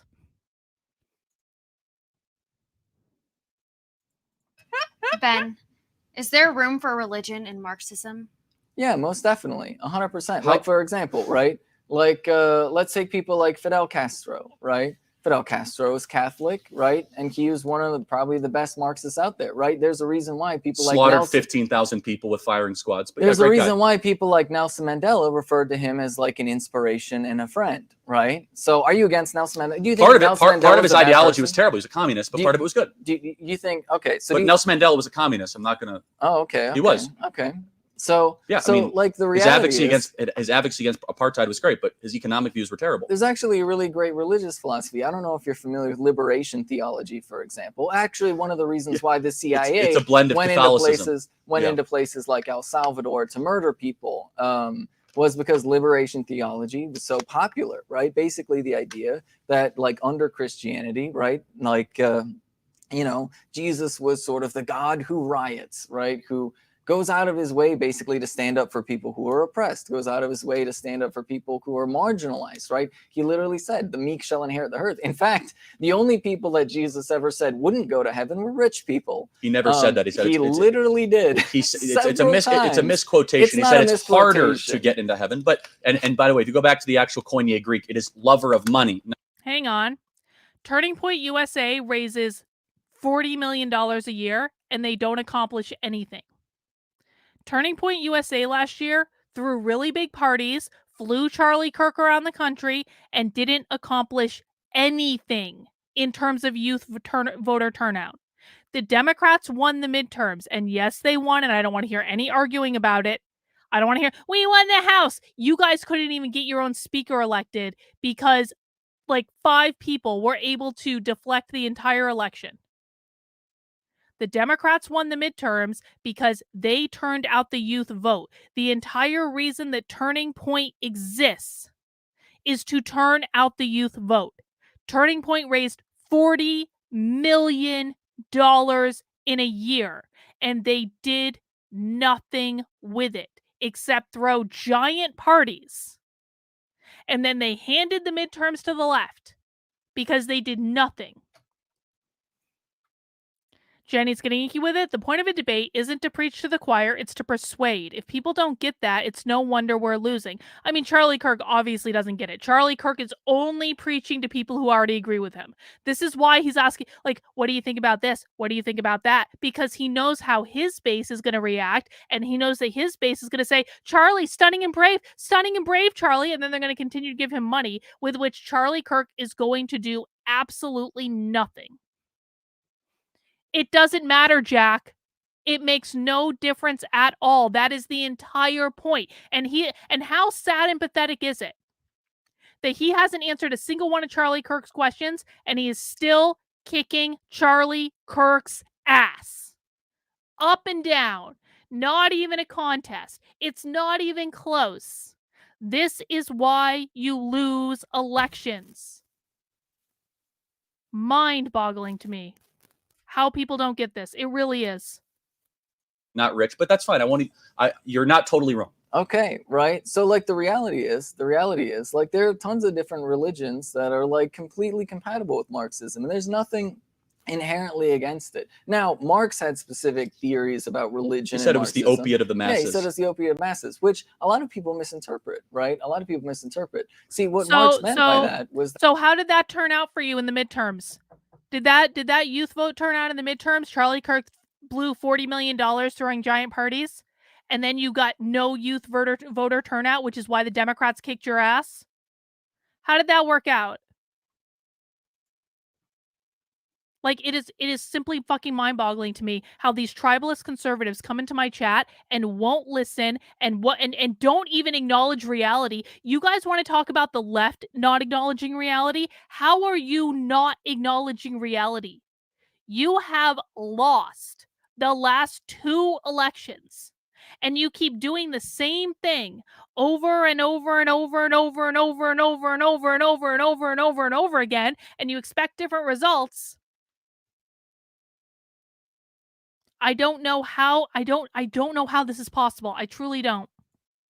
that, you know, religion plays a very critical cultural role in alleviating pain and suffering that marginalized people feel, which is very understandable, right? Like if you're struggling in a very difficult world, like obviously turning to religion, believing that there's a higher power, believing that even in your difficult circumstances, that if you work hard and you be the best person you can be, there's going to be an afterlife waiting for you, where you'll be able to live in peace, right? Like none of that is contradictory to capitalism, but it is about the reality, or none of that is contradictory to Marxism, but it's central to this reality is the idea that so many people, they only have religion as an outlet for self-expression because capitalism forces people into such brutal conditions.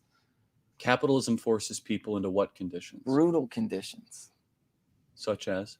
Such as, are you kidding me? There's literally right-wingers out there that are calling for child labor to be brought back. Are we not going to talk about the way coal miners get treated in the United States of America? You were supporting the CCP, and they're like the heart of child labor in the world. So, like, don't give me that. Child labor is illegal in America. So how is that exactly the case? Look, where was China 20 years ago versus where's China Poor, today? and they got rich largely because we offshored our labor. So hold on, let's be very clear about the China stuff before I go back to another point I want to make. China got rich off of our deindustrialization and a massive labor arbitrage because they could undercut our wages. And whose fault is that? Of course it's our own fault. That's not the point. The point is that it wasn't because of the brilliance of Xi Jinping. It was because of the treachery and their ability to exploit their own citizens as pseudo-slaves to go make a bunch of plastic and fentanyl and bring it back into the West. See, but this they don't create new stuff. They don't start new companies. They simply just say we have more people. Are you telling me that Huawei? Are you telling me Huawei They're a bunch of thieves. Stuff? They steal Western technology. Sure, buddy. Okay. Then who's sending vaccines all over the world? Pfizer, AstraZeneca, Johnson & Johnson, and Moderna. Really? Because the United States is sending that many vaccines? Well, I hope we don't send that many vaccines. But I mean, like, okay, literally last year, China was sending about half of all the vaccines that they made around the world. They were sending to other countries like half of all the vaccines that they made. There's a lot of people that are vaccinated today, specifically because of the hard work and dedication of people in China. Hope nothing happens to them. Right. I wouldn't trust the Chinese vaccine, let alone a Pfizer vaccine. But yeah, so I just want to get to this. I have a more interesting, I think more important question. Do you think human beings are naturally good? Human beings are naturally social, right? Which means that human beings could be good or evil, right? The reality is that like what makes us good is also what makes us evil, right? Because the reality is like, what would you do for your family? Right? A lot. You do a lot, right? I think we would all basically do anything for our families. And that is both what makes us so capable of goodness and kindness, but it's also what makes us so capable of vicious evil. Because the reality is, if we thought that people were threatening our families, we would do a lot of terrible things, right? But if we work together with other people and other families, and we extend our minds to understand that we have a shared sort of societal experience, then we're going to do a lot of good things for each other. So ultimately, when it comes to whether or not human beings are good or evil, we're just naturally social. We want to fit in and be part of a society. So ultimately, it really depends on the way society is structured that determines whether or not we end up being good or evil. But it is all basically from us being pro-social. So why is it that every civilization encounters the same problems then, regardless of its circumstances? What do you mean every civilization? What do you mean the same problems? What do you think these problems are? I'll articulate it. From the Aztecs to the Incans to the Mayans to the Egyptians, the Indus River Valley, to the Chinese Empire, the British Empire, Attila the Hun, to Genghis Khan, to Julius Caesar, to the Greek or Roman Empire, they all go through the same sort of cycle. So where they start to allocate power to a lesser and lesser group of people. They start to then create a pseudo dictatorship under the false promises of empowering people. And then the cycle of selfishness, murder, strife, division, famine continues on end. And the only thing that ever broke that cycle was the West. The only thing that ever broke that. Okay, how come the Iroquois Confederacy didn't have those problems? Oh, so tell me about the Iroquois Confederacy and the great contribution to humanity they made. I mean, the United States Constitution? Oh, you think that our Constitution is derived by the Iroquois Confederacy? I mean, ask Benjamin Franklin. He would admit it very directly and explicitly. He didn't write the Constitution. It doesn't matter, right? All of the founding fathers. No, it actually does matter. No. Let me tell you. If you actually hold on. Well, so ask James Madison. Yeah. How about? So let me get this. What Federalist paper is the Iroquois Confederacy mentioned in? It doesn't matter. Because it really wasn't an inspiration. The Federalist Papers were the only thing that were written back then. No, but it was the most. Hamilton, Madison, and Jay went through private musings of why they wrote the Constitution. And do you think that they didn't care what Benjamin Franklin or George Washington had to say? So I want to make sure I understand this right. So the Iroquois Confederacy, you think, is where we got separations of power, separated powers, consent of the governed, independent judiciary, and consent to the governed. Not the Pilgrim colonies or the Bible or the Mayflower Compact or the Magna Carta or the writings of Augustine, Aquinas, Hume, Burke, Locke. None of the people that were alive at the time. John Locke. Look, where do you think where do you think these people said that they got their ideas? Like, the reality is, why do you think the Enlightenment came after all of these colonizers started visiting people in North America? So you believe in this like weird, unfounded, mystical belief that it's we not stole this is from actually the indigenous people. This is actually a very standard understanding of world history. If you have even a marginal Hold on a understanding second. of So anthropology. you think that John Locke stole from indigenous people? Are you kidding me? All of the Enlightenment philosophers stole from all of them. indigenous folks. So what did Kant steal from the indigenous people? Like, are you kidding me? The categorical imperative came from some tribesmen. No, not the categorical imperative. They don't have to necessarily steal every single thing. So let me get this. Like, Machiavelli, what did he study? Because we didn't colonize when Machiavelli started writing. What did he steal? Machiavelli's a really interesting character. No, what did he steal from indigenous people? I mean, I wouldn't say that, like, Machiavelli, to my understanding, he didn't really interact with people like indigenous folks. Yeah, but, okay, so nothing there. How about Aquinas? What did he study? What did he steal from indigenous people? What do you think these people like? This is the thing. This is the whole mythology of the No, United but just States. build out your argument, please. Like, prove it. Right? Like, give specifics because it's rather critical, right? So, like, what did Aquinas steal from indigenous people?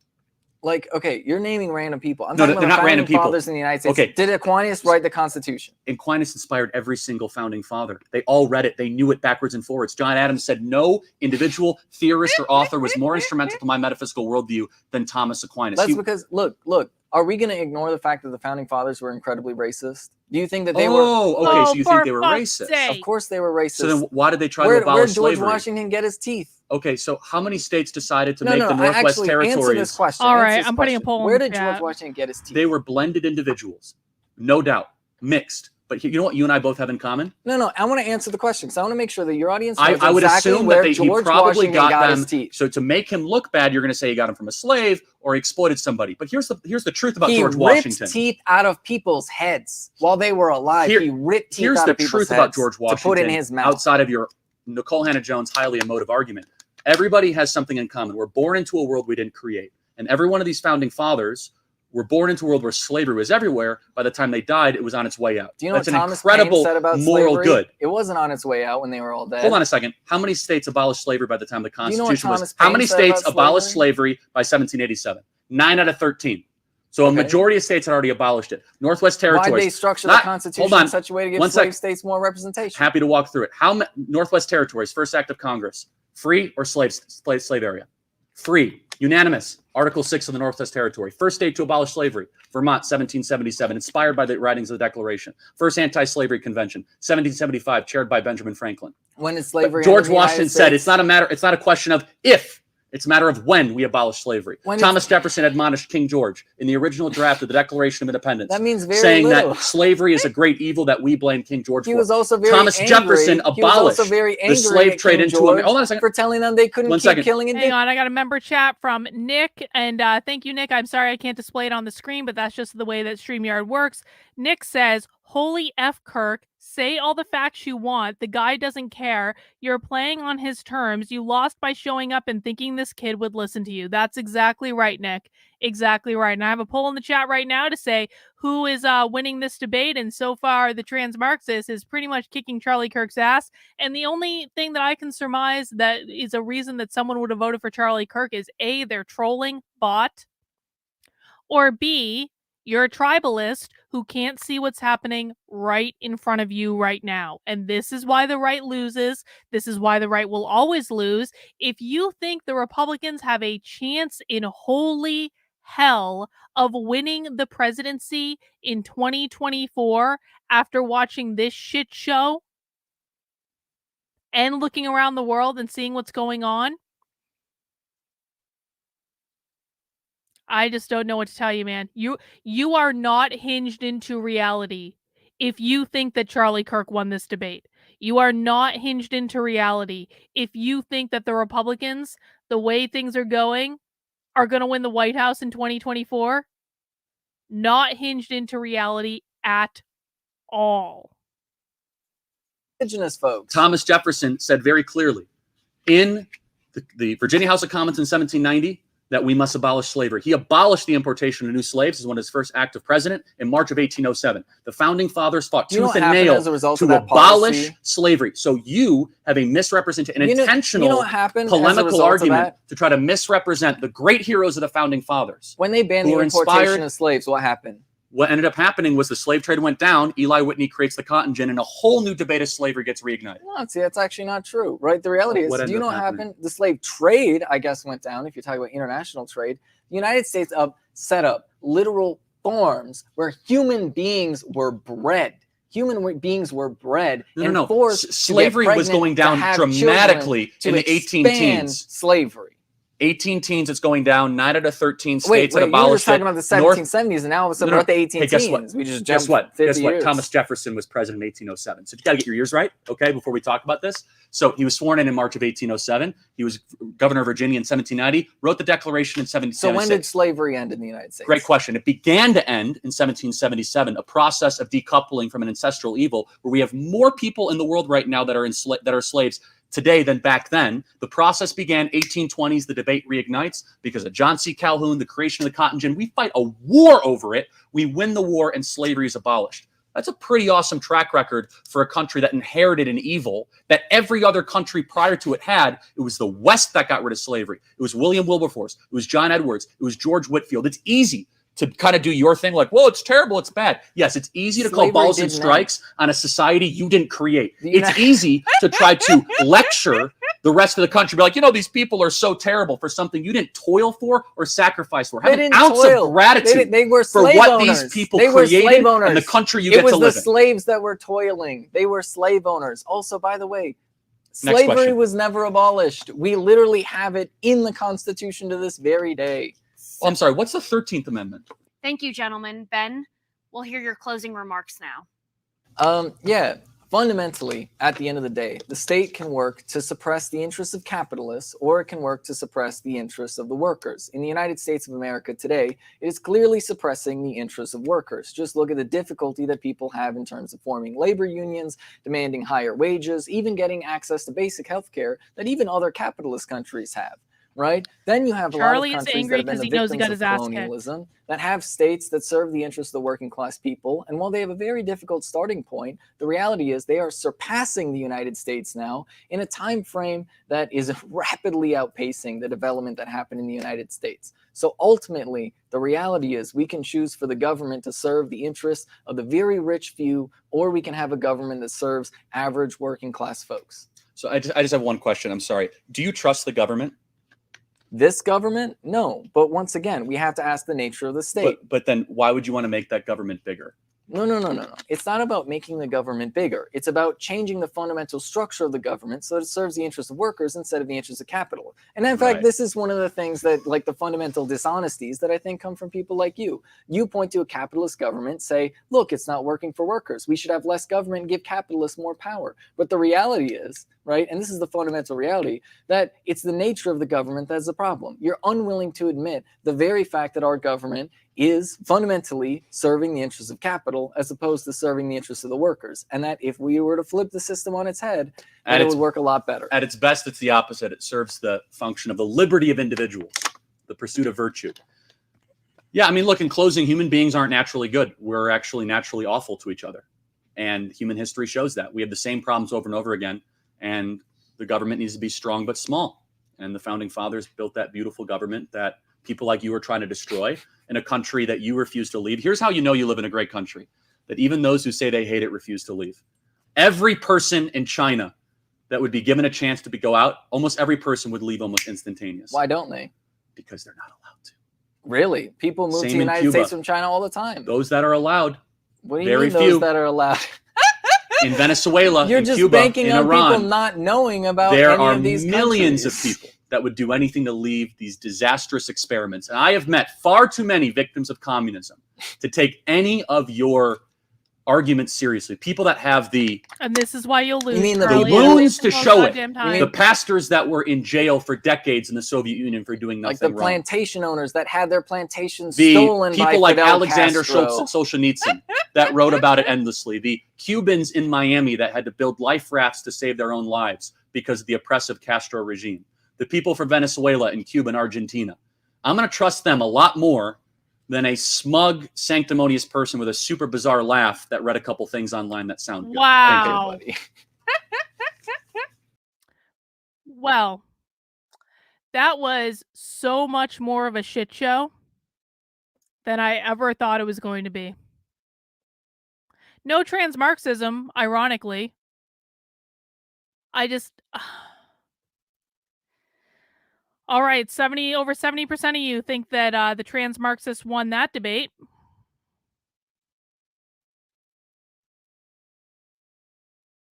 I just don't know what to say, guys. I really don't.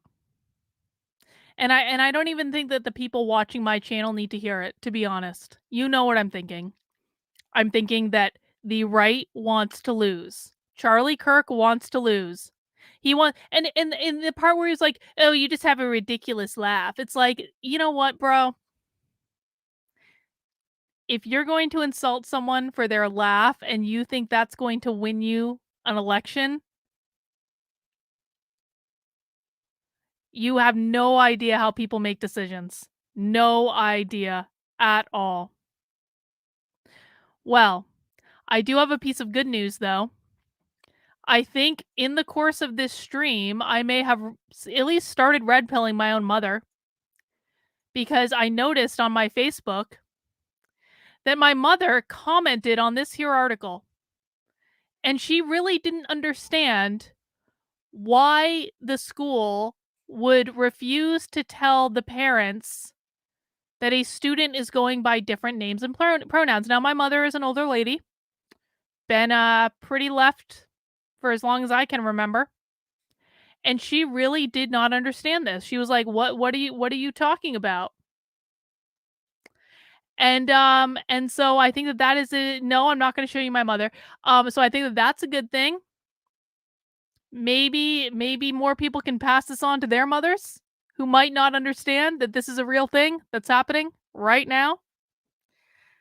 So I guess that is the one high point that I'm going to take away from Socialism Saturday tonight.